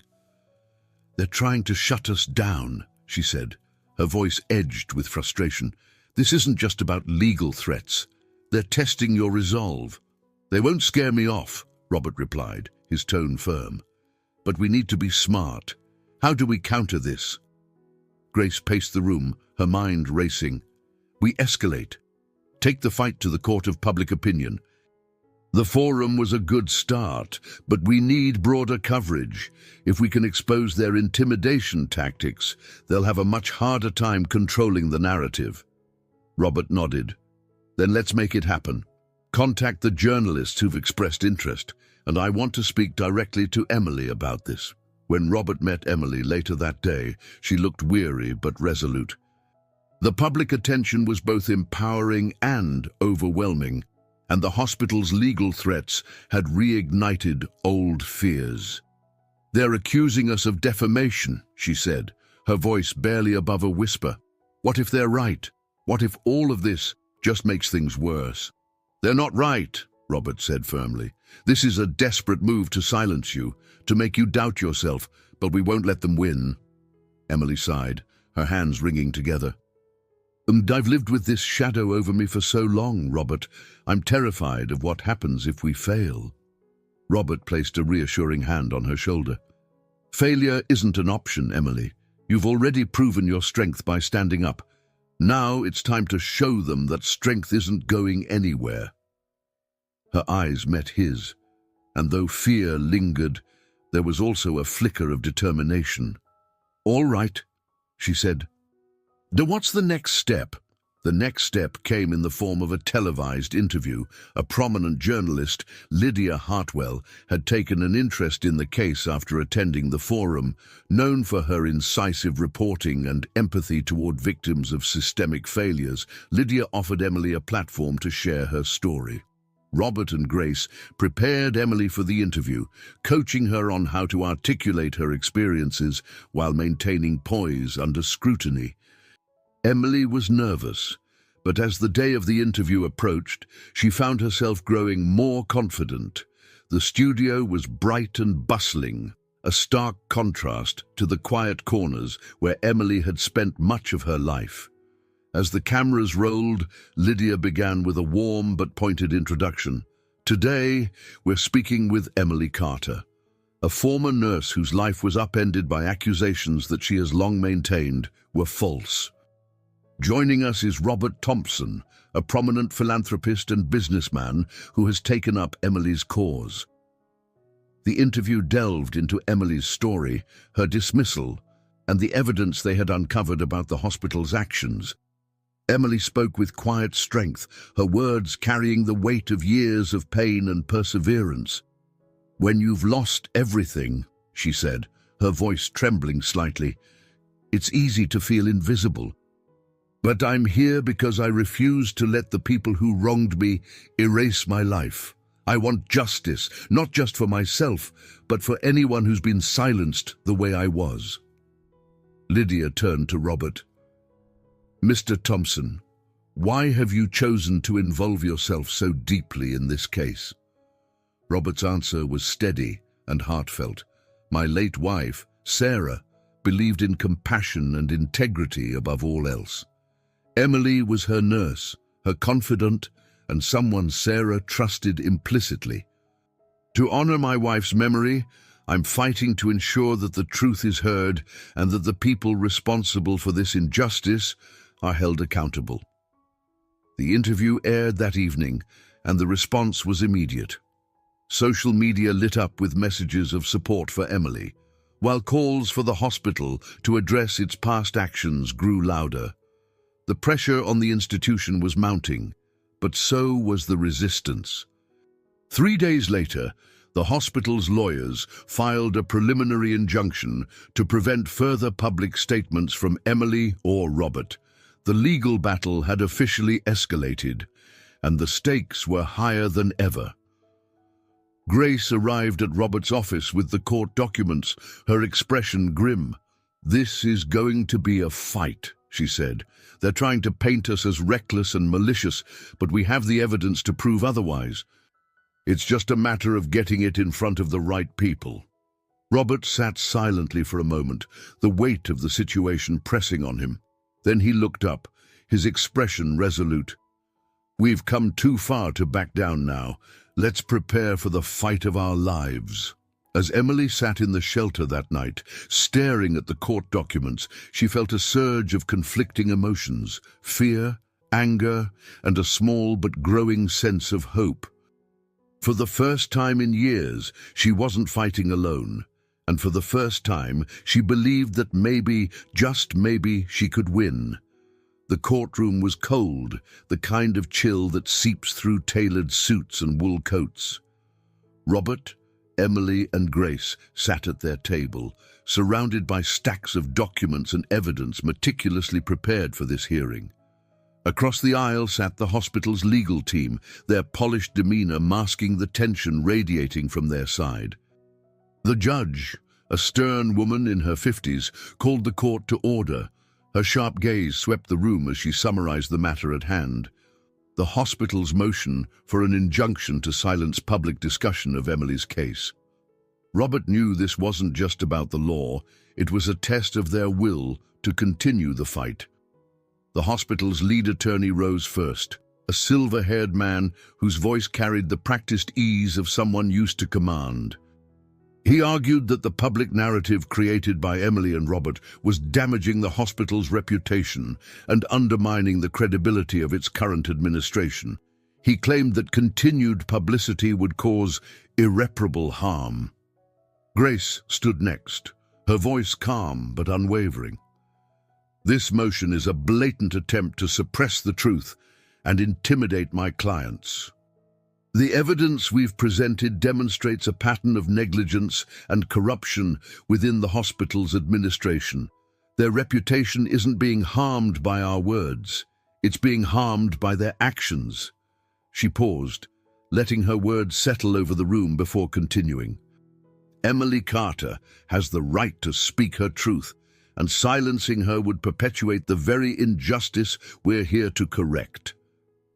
The judge's expression was unreadable as she nodded and called for a brief recess to deliberate. During the break, Robert turned to Emily. She sat stiffly, her hands folded tightly in her lap. "You're doing great," he said quietly. "No matter what happens today, we're not stopping." Emily managed a faint smile. "Dottie, I'm just afraid of what happens if they win this round." Robert's voice was steady. "Even if they do, it's just one round. We'll keep fighting." When the judge returned, the room fell silent. She reviewed her notes briefly before addressing the court. "After considering the arguments presented, I find the hospital's motion for an injunction insufficiently supported. The public has a right to hear these allegations, and the evidence provided by the defendants justifies continued investigation and discussion." A wave of relief swept over Robert and Grace, while Emily exhaled shakily, her shoulders relaxing for the first time in hours. The hospital's legal team, however, bristled visibly, their facade of calm cracking under the weight of the decision. "That said," the judge continued, "I caution both parties to conduct themselves responsibly. This is a matter of public interest, and any attempts to distort the facts for personal gain will not be tolerated." With a final strike of her gavel, the hearing was adjourned. Outside the courthouse, a small crowd of supporters had gathered, holding signs that read "Justice for Emily" and "No more silence." Reporters swarmed as Grace addressed the media, reiterating their commitment to uncovering the truth. Emily stood slightly apart, overwhelmed but grateful. Robert approached her, his expression warm. "This is a win, Emily," he said. "Not the final one, but it's progress." Emily nodded, her eyes scanning the crowd. "It feels surreal," she admitted, "but it also feels right." In the days following the hearing, the media coverage intensified. News outlets picked up the story, highlighting the systemic failures that had allowed Emily's dismissal to happen and the hospital's attempts to suppress the truth. Public pressure on the institution grew, with calls for accountability echoing across social media and editorial columns. The hospital responded with carefully crafted statements, emphasizing their commitment to transparency, while distancing themselves from the actions of past administrations. Behind the scenes, however, their legal team redoubled their efforts to discredit Emily and those supporting her. Meanwhile, Robert and Grace focused on building their next move. They arranged interviews with more witnesses and continued gathering evidence, knowing that the hospital would escalate their counterattacks. Emily, for her part, began to find her voice. She spoke at community events, sharing her story with a growing confidence that inspired those around her. But the fight was far from over. Each step forward revealed new obstacles, and the stakes continued to rise. For Robert, Emily, and everyone involved, the journey was as much about endurance as it was about justice. That evening, as Robert sat in his study reflecting on the day's events, he felt a rare sense of clarity. The battle was grueling, but it was also meaningful in a way few things in his life had been. He thought of Sarah, of her unwavering kindness and strength, and felt a renewed determination to see this through, not just for Emily, but for the legacy Sarah had left behind. The first triumph had been won. Now, they prepared for the battle still to come. The courthouse victory marked a turning point, but the challenges that followed proved even more formidable. The hospital's next move came swiftly, a countersuit against Emily for reputational damages.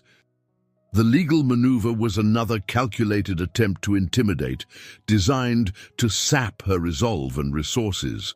But Robert and Grace anticipated this escalation and began rallying their own forces. A week after the judge's ruling, Robert convened a meeting in his home's expansive library.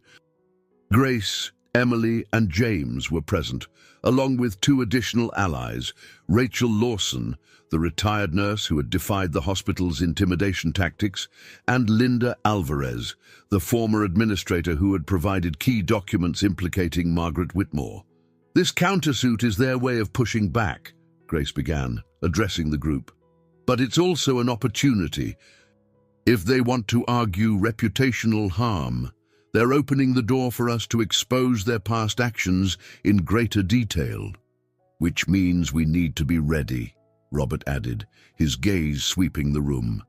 We've already forced them to acknowledge the injustice done to Emily. Now we need to make it impossible for them to ignore the truth." Emily nodded, her expression resolute.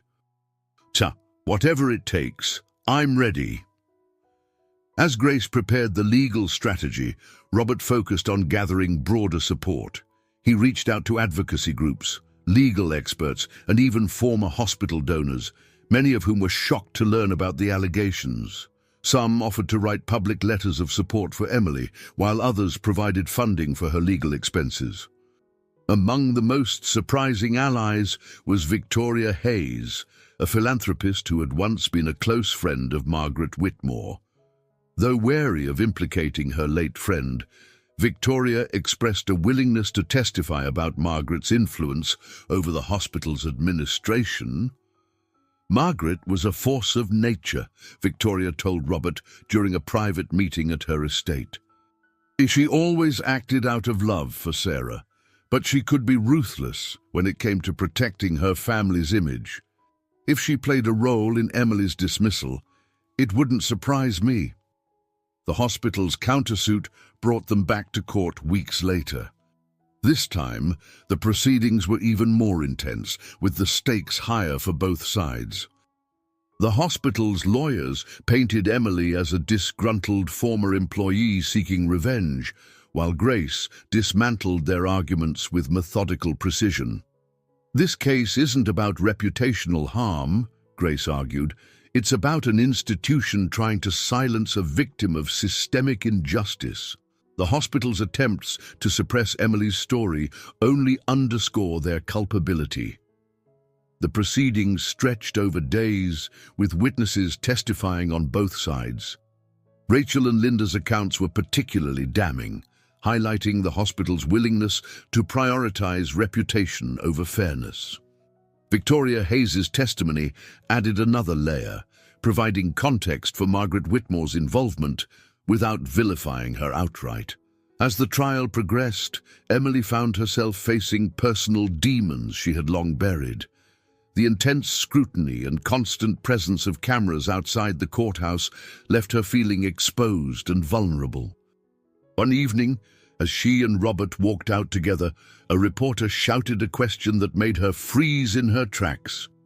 "Ms. Carter, do you regret speaking out, knowing the damage it's causing?" Emily turned slowly, her face pale but determined. "The only thing I regret," she said, her voice steady, "is staying silent for so long. Speaking out isn't what caused the damage. It's what's finally exposing it." The reporter lowered their microphone, momentarily disarmed by her response. Robert placed a supportive hand on her back, guiding her through the crowd. That night, Robert and Emily shared a quiet dinner at his home, a reprieve from the whirlwind of the courtroom. As they sat by the fireplace, Emily spoke candidly about her fears. I keep wondering if I'm strong enough for this," she admitted, her gaze fixed on the flickering flames. "Some days, it feels like I'm carrying the weight of the world." "You don't have to carry it alone," Robert said gently. "We're all here for you, Emily. And no matter what happens, you've already shown more strength than most people ever could." Emily smiled faintly, her eyes glistening. "Thank you, Robert." For everything. The trial's closing arguments marked a climactic moment. Grace delivered a powerful summation, weaving together the evidence, testimonies, and Emily's unwavering courage. The courtroom was silent as she finished, the weight of her words hanging in the air. As the judge announced that a ruling would be issued in the coming weeks, Robert felt a mixture of exhaustion and hope. They had climbed to the heart of the battle, and though the outcome was uncertain, their resolve remained unshaken. That evening, Robert visited Sarah's grave, the quiet cemetery bathed in moonlight. He placed a hand on the headstone, his voice soft but steady. "I hope I'm making you proud, Sarah," he said. "This fight, it feels like the right thing, the thing you'd have wanted me to do, but it's also more than that. It's helping me find my way back to the person I should have been all along." As he stood there in the stillness, he felt a sense of peace wash over him. The path ahead was uncertain, but for the first time in years, Robert felt truly alive. The day of the final ruling arrived with a sense of heavy anticipation. The courtroom was packed, the air tense with the weight of what was at stake.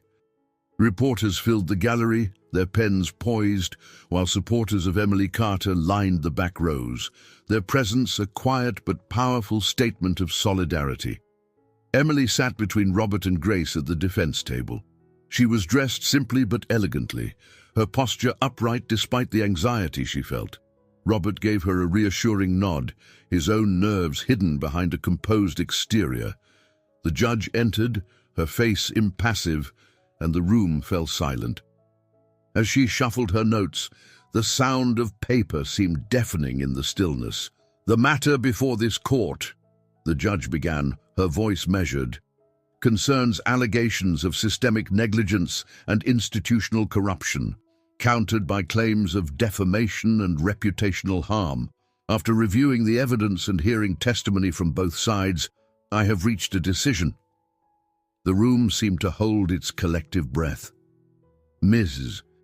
Carter's dismissal from Westwood Hospital was influenced by factors unrelated to the theft allegations and was handled in a manner inconsistent with fairness and due process. Furthermore, evidence presented demonstrates a pattern of undue influence exerted by external parties, notably Margaret Whitmore, on the hospital's decision-making. Robert closed his eyes briefly, a wave of relief washing over him. The judge continued, However, while the hospital's actions were unethical, there is insufficient basis to claim they acted with malice in this case. As such, their countersuit for reputational harm is dismissed, but no punitive damages will be awarded to the plaintiff. The ruling was both a vindication and a limitation. Emily's name was cleared, and the hospital's culpability acknowledged, but the lack of punitive damages left a bittersweet taste. Outside the courthouse, the crowd erupted into applause as Emily, Robert, and Grace emerged. Cameras flashed, and microphones were thrust toward them as reporters shouted questions. Emily stepped forward, her voice steady despite the chaos. "Today's ruling is a victory, not just for me, but for anyone who has been silenced by powerful institutions. My fight isn't over, and I will continue to speak out for those who can't." The applause swelled, and Robert watched with pride as Emily stood tall, her resilience shining through. That evening, Robert hosted a small gathering at his home to celebrate. The atmosphere was warm and reflective, a mixture of relief and determination. Emily, Grace, James, Rachel, and Linda were all present, their bond strengthened by the battle they had fought together. As the evening wore on, Robert raised a glass.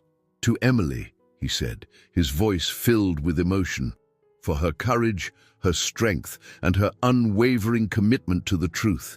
You've shown us all what it means to fight for what's right."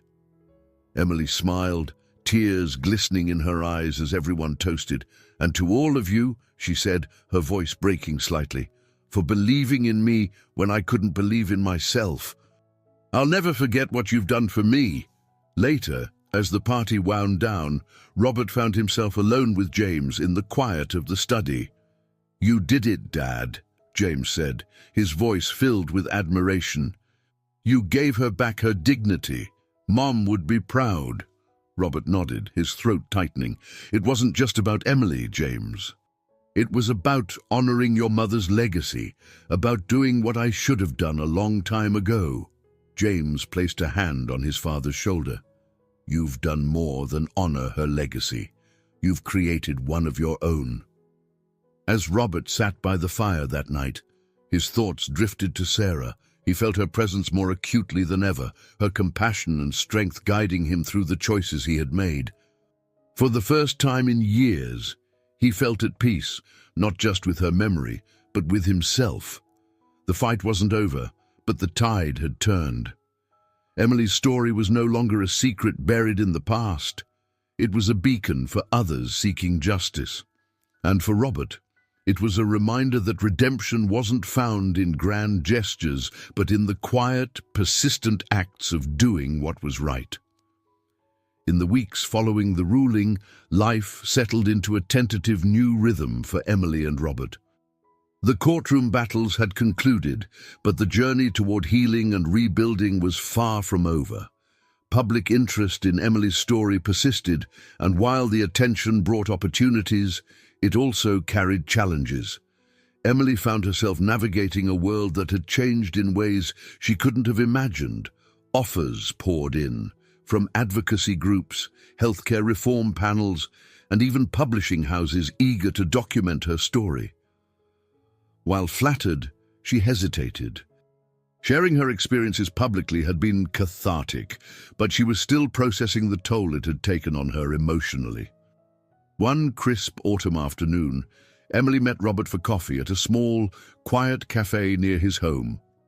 The air was filled with the faint scent of fallen leaves and the chatter of patrons. Emily stirred her tea absently, her thoughts clearly elsewhere. "You seem distracted," Robert observed, his voice gentle. Emily looked up, offering a faint smile. "It's all overwhelming," she admitted. "People see me as this symbol of resilience, but I still feel like I'm figuring everything out." "That's because you are," Robert said. "Healing takes time, Emily. You don't have to have all the answers right now." She nodded slowly. "It's just strange. For so long, I felt invisible. And now, everyone seems to see me. I don't know how to reconcile the two." Robert leaned forward, his expression earnest. "You don't have to reconcile them. You're allowed to grow into this new chapter at your own pace, and if you need help, you know you have people who care about you." Emily smiled more fully this time, the warmth of his words settling over her. "Thank you, Robert. You've done more for me than I can ever repay." "You don't owe me anything," Robert said firmly. "Oh, seeing you reclaim your life is all the thanks I need."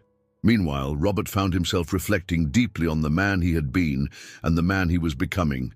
His life, once dominated by business deals and material success, had taken on a new focus. Inspired by Emily's courage and Sarah's enduring legacy, he began exploring ways to make a lasting impact. One evening, as he sat in his study reviewing documents for a potential new philanthropic initiative, James called. "Dad," James began, his tone lighter than Robert was used to. "I've been thinking about what you said after the trial, about honoring Mom's legacy. I want to help." Robert felt a swell of emotion. "What did you have in mind?" "I've been researching programs that support whistleblowers and healthcare workers who've faced retaliation," James explained. "And maybe we could create something in Mom's name, a fund or a foundation that carries on the work she believed in." Robert smiled, his chest tightening with pride. "That's a wonderful idea, James. Let's do it. Together." The idea for the Sarah Thompson Foundation for Justice and Compassion quickly took shape. With Emily as an advisor, the foundation aimed to support individuals like her, those who had been wronged by powerful institutions and needed resources to rebuild their lives. It also sought to advocate for systemic reforms in healthcare and employment practices. The announcement of the foundation garnered widespread attention, and its first public event was scheduled for what would have been Sarah's 70th birthday. The event was held at a local community center, its modest setting a reflection of Sarah's humble and compassionate spirit. As the day of the event arrived, Robert stood before a packed room, his voice steady but filled with emotion. Sarah believed in the power of kindness, in standing up for what's right, even when it's difficult. This foundation is a testament to her values and to the courage of people like Emily Carter, who refused to let injustice have the final word. Emily followed, her voice resonating with quiet strength. "I used to think my story didn't matter, that I was just one person against a system too big to fight, but this journey has shown me that even one voice can make a difference. And I'm honored to help others find their voices too. The applause that followed was thunderous, and for Robert, it felt like a culmination, not an ending, but a new beginning rooted in purpose and hope. That evening, as Robert walked Emily to her car, she paused, turning to face him. "You've changed my life, Robert. I don't think I'll ever be able to say thank you enough." "You changed your life, Emily," Robert replied. "And I just helped you find the space to do it." They shared a quiet smile before Emily got into her car and drove away, the taillights disappearing into the night. Robert stood for a moment, the cool air brushing against his face, and felt a profound sense of peace. The path had been long and difficult, but it had led him to something far greater than he had ever imagined.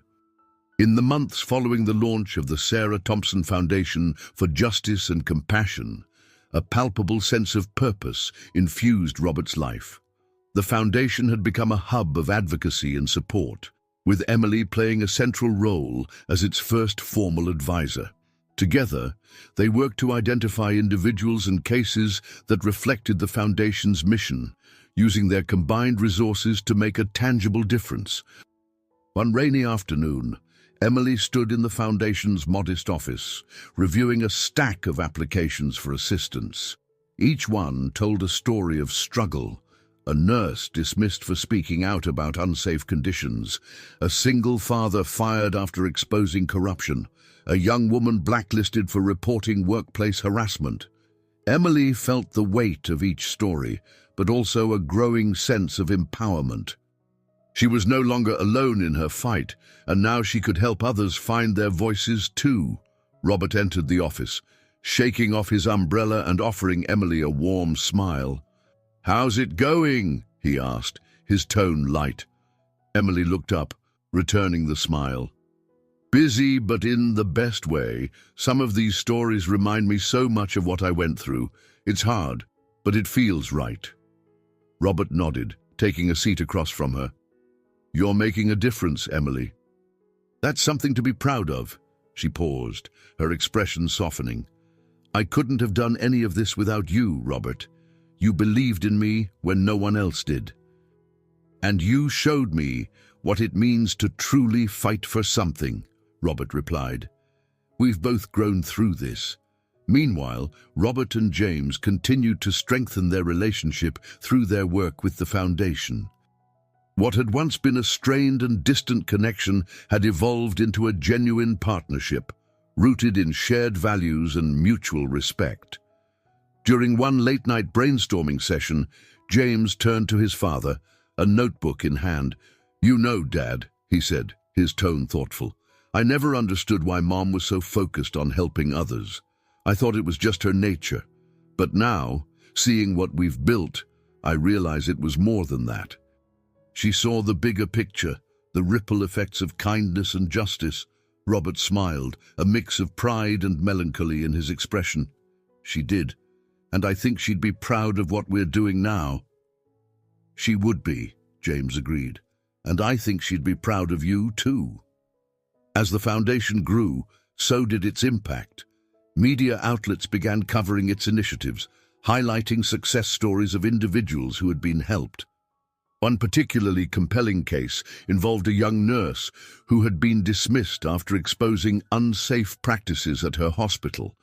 With the Foundation's support, she won her case and became an advocate for patient safety, her story inspiring others to speak out. Emily took special pride in these successes, often mentoring the people they supported. She found that sharing her experiences not only helped others, but also deepened her own healing. One evening, Emily and Robert attended a gala honoring the Foundation's work. The room was filled with supporters, allies, and individuals whose lives had been transformed by their efforts. As Emily took the stage to deliver a speech, her voice rang out with quiet strength and conviction. "When I first met Robert Thompson, I didn't know what to expect. I was broken, defeated, and unsure of my place in the world. But he reminded me of something I had forgotten, that even the smallest act of kindness can change the course of a life. This foundation is proof of that truth, and I'm honored to stand here tonight, not just as someone who was helped, but as someone who now helps others." The audience erupted in applause, and Robert felt a swell of emotion as he watched Emily. She had come so far from the desperate woman he had first met at the cemetery. Her transformation was a testament to resilience, courage, and the enduring power of hope. As the evening wound down, Robert found himself standing alone by a window, gazing out at the city lights. Emily joined him, a glass of champagne in her hand. "You look deep in thought," she observed. "I'm just reflecting," Robert replied, "on how far we've come, on how much we've both changed." Emily smiled. "It's been a journey, hasn't it? A journey worth every step," Robert said. He turned to her, his expression sincere. "You've taught me so much, Emily, about courage, about forgiveness, and about the importance of standing up for what's right. I'm grateful for that." "And I'm grateful for you," Emily said softly. "For everything you've done, for me, for the foundation, for everyone we've helped." They stood in companionable silence for a moment, the weight of their journey balanced by the promise of what lay ahead. That night, as Robert returned home, he stopped by Sarah's grave, placing a single lily on the headstone. "We're making a difference, Sarah," he said quietly. "I hope you see that. And I hope you know how much of this is because of you." The wind rustled the trees gently, as if in response, and Robert felt a deep sense of peace. The road had been long and fraught with challenges, but it had brought him to a place of purpose and renewal, a place where he could finally honor Sarah's legacy and create one of his own. As the Sarah Thompson Foundation for Justice and Compassion gained momentum, Robert, Emily, and their growing network of allies realized their work had sparked a broader conversation. The hospital administration, now under intense scrutiny, issued a carefully worded public statement acknowledging past failings, while asserting that significant reforms had been implemented in the years since Emily's dismissal. The statement, while ostensibly conciliatory, struck Robert as insufficient and evasive. It offered no direct apology to Emily and no admission of the systemic flaws that had enabled the injustice. To him, it was clear. The fight wasn't over. One morning, as Robert and Grace reviewed the hospital's statement in his study, Emily arrived, holding a letter she had received anonymously. Her expression was a mix of curiosity and concern. "And it's from someone claiming to be a former hospital employee," Emily said, handing the letter to Robert. "They say they have information that could help us, but they're afraid to come forward." Robert scanned the letter.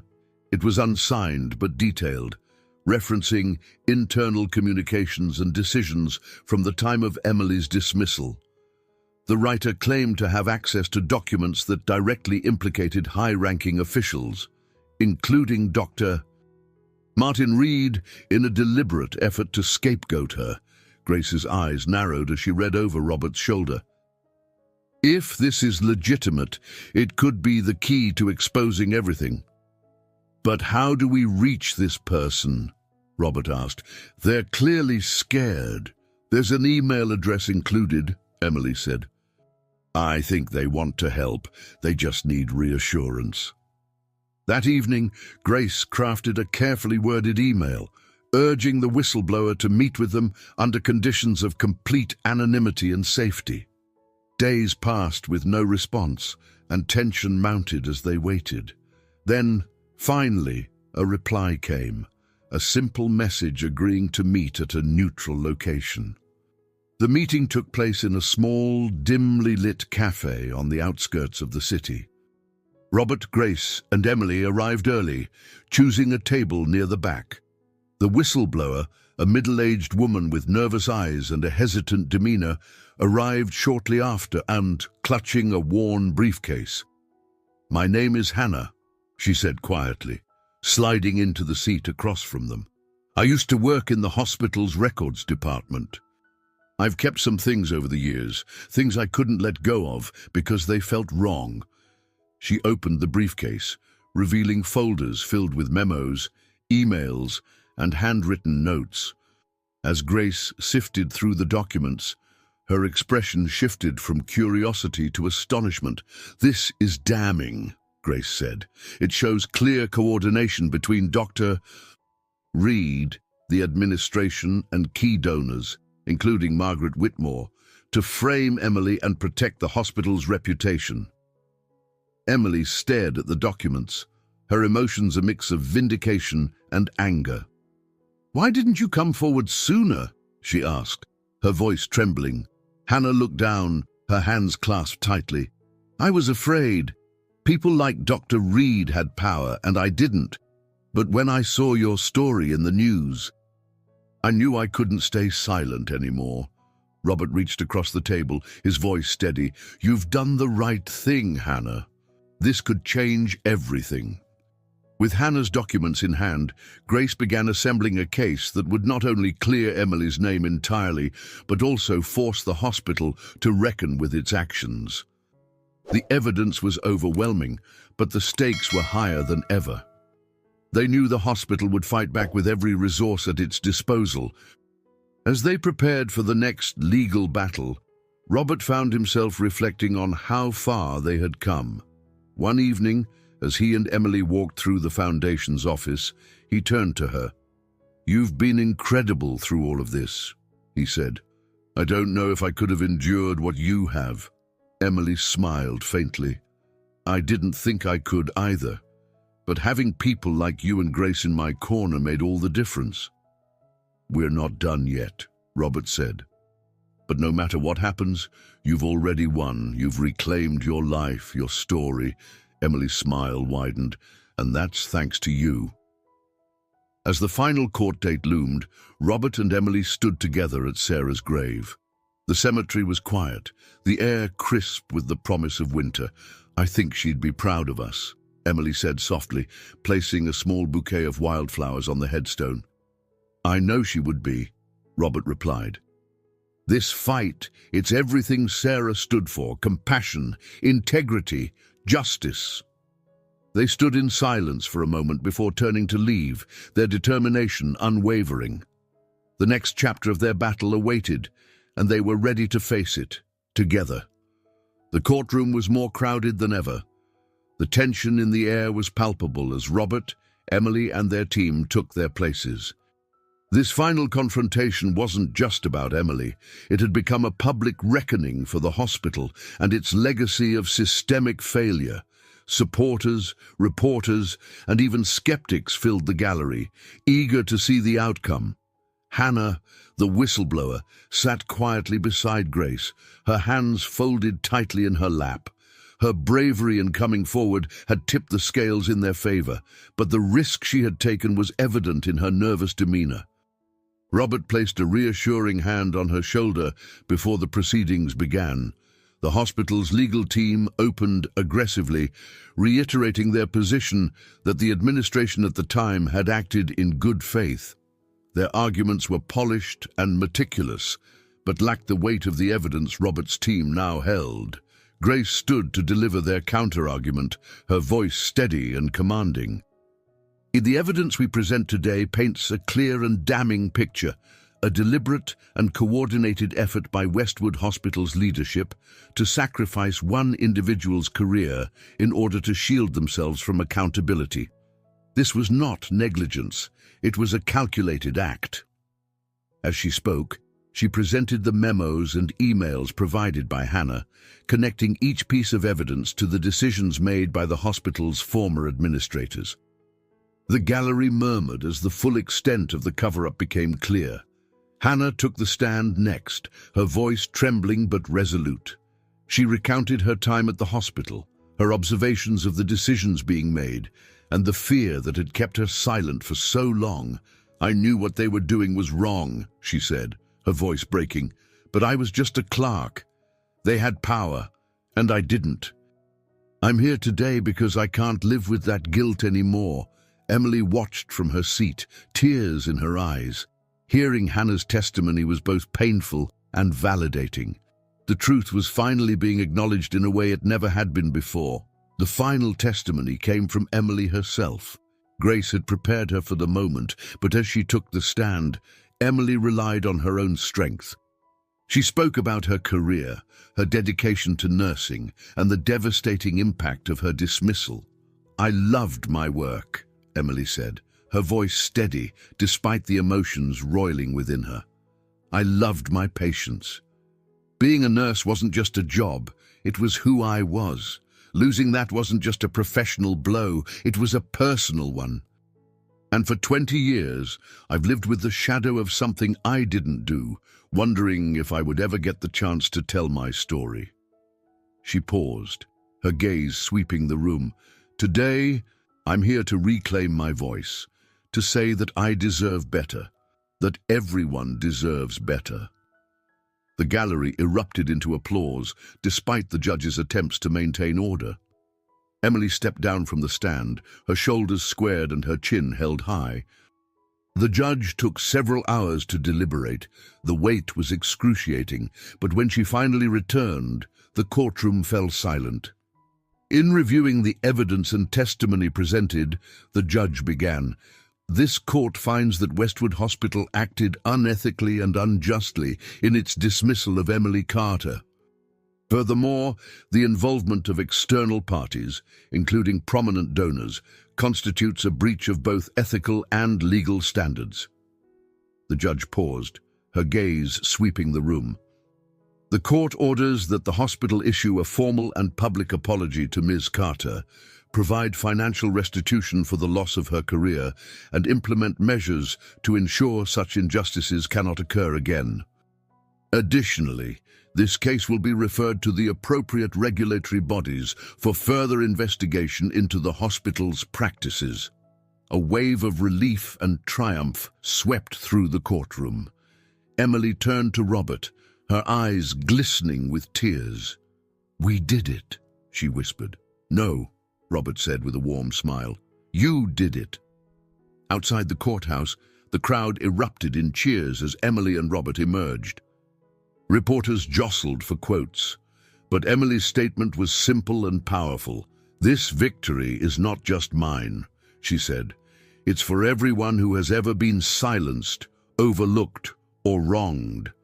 The fight for justice doesn't end here, but today we've taken a step forward." That evening, Robert and Emily returned to the Foundation's office, where their closest supporters had gathered to celebrate. The atmosphere was jubilant, but also reflective. For Robert, the day's events felt like a culmination, not just of their battle, but of his own journey toward redemption. As the celebration wound down, Robert found a quiet moment with Emily. "How does it feel?" he asked. "Like I can finally breathe again," she replied, her voice soft. "Like I'm free." "You've earned it," Robert said, "and you've inspired so many others along the way." Emily smiled, a mixture of gratitude and pride. "I couldn't have done it without you, without all of you." That night, as Robert stood alone in his study, he looked at the photograph of Sarah on his desk. "We did it, Sarah," he said quietly. "We honored your legacy, and in doing so, I think I've finally found my own." The room was silent, but Robert felt a profound sense of peace. The battle had been won, but the journey wasn't over. Together, he and Emily would continue to fight for justice, carrying forward the lessons of their shared journey and the enduring light of Sarah's memory. In the weeks following the court's decision, the ripple effects of the victory spread far and wide. Westwood Hospital's public apology to Emily Carter was broadcast nationwide, and its pledge to reform internal practices became a focal point of the media's scrutiny. The hospital's reputation, once shielded by its influence and affluence, was now firmly tethered to its commitment to change. For Emily, the public acknowledgement was more than symbolic. It was the restoration of her dignity, her truth, and the career that had been unjustly taken from her. The financial restitution she received was substantial, enough to secure her son's medical care and rebuild a life she had thought lost. One morning, as Emily walked into the Foundation's office, she found a letter waiting on her desk. It was from a young nurse in the Midwest who had been following her story. "Dear Ms. Carter," the letter began, "I want to thank you for sharing your journey. It gave me the courage to speak out about unsafe conditions at my hospital. Because of you, I didn't feel alone." Tears welled in Emily's eyes as she read the letter. She had fought for herself, but the impact of her fight extended far beyond her own life.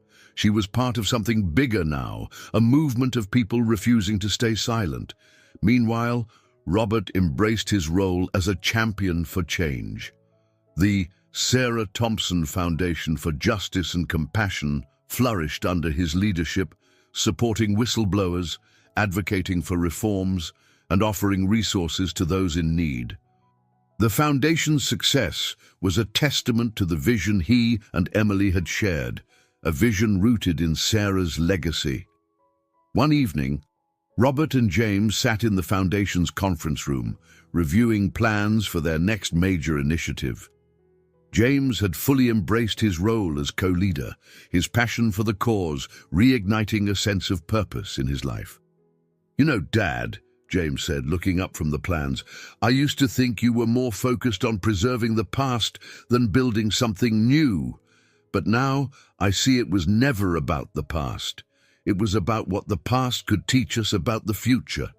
Robert smiled, a deep sense of pride swelling in his chest. "Your mother taught me that," he said, "and now I see it in you." As the seasons changed, so did the lives of those touched by the Foundation's work. Emily continued to mentor individuals who reached out for help, her voice a source of strength and encouragement.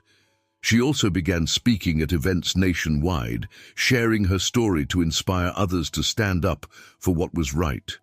Robert, too, found himself transformed. His once structured life of boardrooms and business deals had given way to a journey of compassion and purpose. He felt closer to Sarah's spirit than he had in years, her memory a guiding force in his decisions. One afternoon, Robert and Emily visited Sarah's grave together. The cemetery was quiet, the air cool and crisp. Emily placed a bouquet of lilies, Sarah's favorite, on the headstone, while Robert stood silently beside her. "I think she would be proud of us," Emily said softly, "of what we've built, of what we've become." Robert nodded, his voice steady. "She always believed in the power of kindness, in doing what's right, even when it's hard." "I think she'd be proud of you most of all." Emily smiled, tears glistening in her eyes. "Thank you, Robert, for everything." They stood in silence for a moment, the weight of their shared journey balanced by the promise of what lay ahead. That evening, as Robert sat by the fireplace in his study, he felt a profound sense of contentment. His life had taken a path he never could have predicted, but it was a path that felt truer to who he was and to the values Sarah had instilled in him. For the first time in years, he felt not just at peace, but also excited for the future. The journey was far from over, but he was ready to face whatever came next with courage, compassion, and the knowledge that even the smallest act of kindness could change the course of a life. The anniversary of the Sarah Thompson Foundation for Justice and Compassion's establishment approached with a flurry of preparation. In just 1 year, the foundation had accomplished more than Robert could have imagined. It had become a beacon for those who had once felt silenced, a place where stories were heard and injustices confronted. On the evening of the foundation's gala, held in the grand ballroom of the city's civic center, the air buzzed with anticipation. The room was filled with advocates, allies, and those whose lives had been touched by the foundation's work. The stage, framed by banners bearing Sarah's name, was illuminated by soft golden lights. Robert stood near the back of the room, watching as guests mingled and shared stories of hope and resilience. He felt a deep sense of gratitude, not only for what they had achieved, but also for the people who had made it possible. "Ready to take the stage?" Grace asked, appearing at his side. Her steady guidance had been instrumental in every step of their journey. "More ready than I've ever been," Robert replied with a small smile. As the evening's program began, Emily took the stage first. She wore a simple but elegant dress, her confidence radiating as she addressed the audience. "Good evening," she began, her voice clear and steady. "But a year ago, I stood here feeling uncertain and overwhelmed. I didn't know if my story would resonate or if anyone would care. But tonight, as I look out at all of you, I see a community, one that believes in justice, in compassion, and in the power of standing together." She paused, her gaze sweeping the room. "This foundation isn't just about me or even about Sarah Thompson. It's about all of us. It's about the change we can create when we refuse to stay silent." The audience erupted into applause, and Emily stepped back, her face glowing with pride. Robert joined her on stage, taking her hand briefly before turning to the crowd. As Robert spoke, his words carried the weight of his transformation. "This foundation began as a way to honor my wife, Sarah, and her unwavering belief in kindness and integrity. But over the past year, it has become something far greater. It has become a testament to the courage of people like Emily Carter, who refuse to let their voices be silenced." He paused, his voice softening. "Sarah once told me that the greatest gift we can give is to truly see someone, to acknowledge their pain, their struggles, and their worth. Tonight, I see all of you, and I am humbled by what we've built together." The applause was thunderous, and as Robert stepped down from the podium, he felt a sense of fulfillment that was both humbling and exhilarating. The gala ended with a quiet moment of reflection. Robert and Emily stood on the terrace overlooking the city lights, the hum of the event fading into the background. "This feels like the beginning of something," Emily said, her voice tinged with wonder. "It is," Robert replied. "And it's because of you. Your courage sparked all of this." Emily smiled, her eyes bright. "I think it was a spark we shared." As they parted ways that night, Robert walked through the empty ballroom, pausing beneath the banner bearing Sarah's name. He placed a hand on his heart, a silent tribute to the woman who had inspired it all. "Thank you, Sarah," he whispered. "You for showing me the way." The path ahead was still uncertain, but for the first time, Robert felt ready to embrace it fully. The foundation's work was far from done, but its impact had already begun to change lives, including his own. Together, they were building something enduring, a legacy of justice, compassion, and hope. Months passed after the gala, and the Sarah Thompson Foundation for Justice and Compassion continued to flourish. Its influence stretched beyond the city, reaching national audiences through partnerships, initiatives, and Emily's increasingly sought-after voice. She became a keynote speaker at conferences, her story igniting change in policies and inspiring others to stand against injustice. One bright morning, Robert walked into the foundation's office, greeted by the hum of activity. Emily was in the conference room with a group of healthcare professionals, discussing a new mentorship program for nurses who had been marginalized or wrongfully terminated. James was in the adjacent room, coordinating a new partnership with a prominent advocacy group. Grace intercepted Robert with a stack of papers, her expression a mix of satisfaction and urgency. "The foundation has officially secured funding for the next 3 years," she said. "And we're growing faster than we ever anticipated." Robert smiled, the news filling him with pride. "That's because what we're doing matters, Grace. It's what Sarah always believed in, creating lasting change.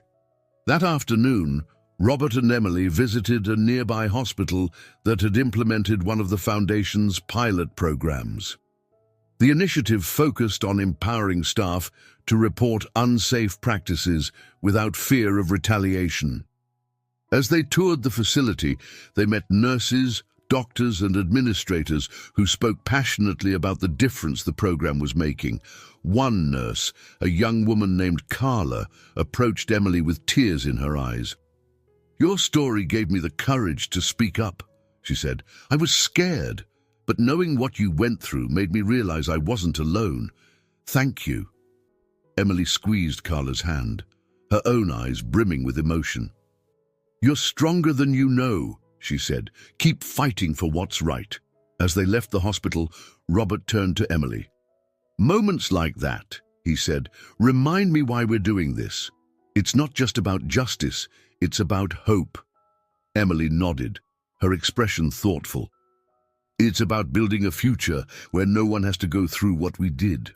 Back at the office, Robert found himself drawn to a photograph on the wall, a picture of Sarah taken during one of her volunteer projects. Her smile was radiant, her eyes filled with the quiet determination that had defined her life. James joined him, following his gaze. "I think about her all the time," James said. "About how proud she'd be of what we've accomplished." "She'd be proud of you," Robert said, his voice thick with emotion. "Of the man you've become and the work you're doing. You've made her legacy your own." James placed a hand on his father's shoulder. "We both have." That evening, Robert hosted a dinner at his home for the Foundation's core team. Emily, Grace, James, and several others gathered around the table, their laughter and camaraderie filling the room. The meal was simple, but the atmosphere was rich with gratitude and purpose. As the meal wound down, Robert raised his glass. "To Sarah," he said, his voice steady, "to her memory, her values, and the light she brought to this world, and to all of you for carrying that light forward. Together, we've created something extraordinary." The group toasted, the clinking of glasses a quiet symphony of shared commitment. Later, as Robert stood on the porch watching the stars, Emily joined him. The night was cool, the air filled with the scent of blooming jasmine. "You've built something incredible, Robert," Emily said. "Something that will outlast all of us." "We've built it," Robert corrected. "You were the spark, Emily, and you've given it a heart." Emily smiled, the quiet sincerity of his words settling over her. "Thank you for everything." They stood in silence, the weight of their journey giving way to a profound sense of peace. The legacy of Sarah Thompson was no longer just a memory. It was alive, woven into the fabric of countless lives and futures. And for Robert, that legacy had not only transformed the world around him, but also the man he had become. The Foundation's work continued to grow in the years that followed, and its name became synonymous with justice and compassion. The lives it touched were innumerable, and the changes it inspired rippled across industries and communities. But for Robert, Emily, and those closest to the Foundation, it was the personal transformations that defined their journey. One golden autumn afternoon, Robert visited Sarah's grave, a ritual that had become less solemn and more reflective over the years. The cemetery was quiet, bathed in warm light as the leaves fell gently around him.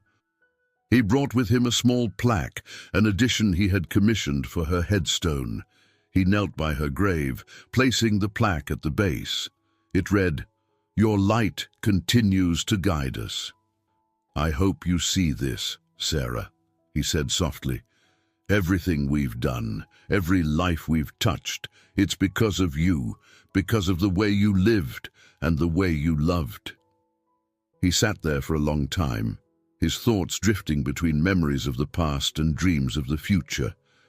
The pain of her absence was still there, but it had softened, replaced by a deep and abiding gratitude.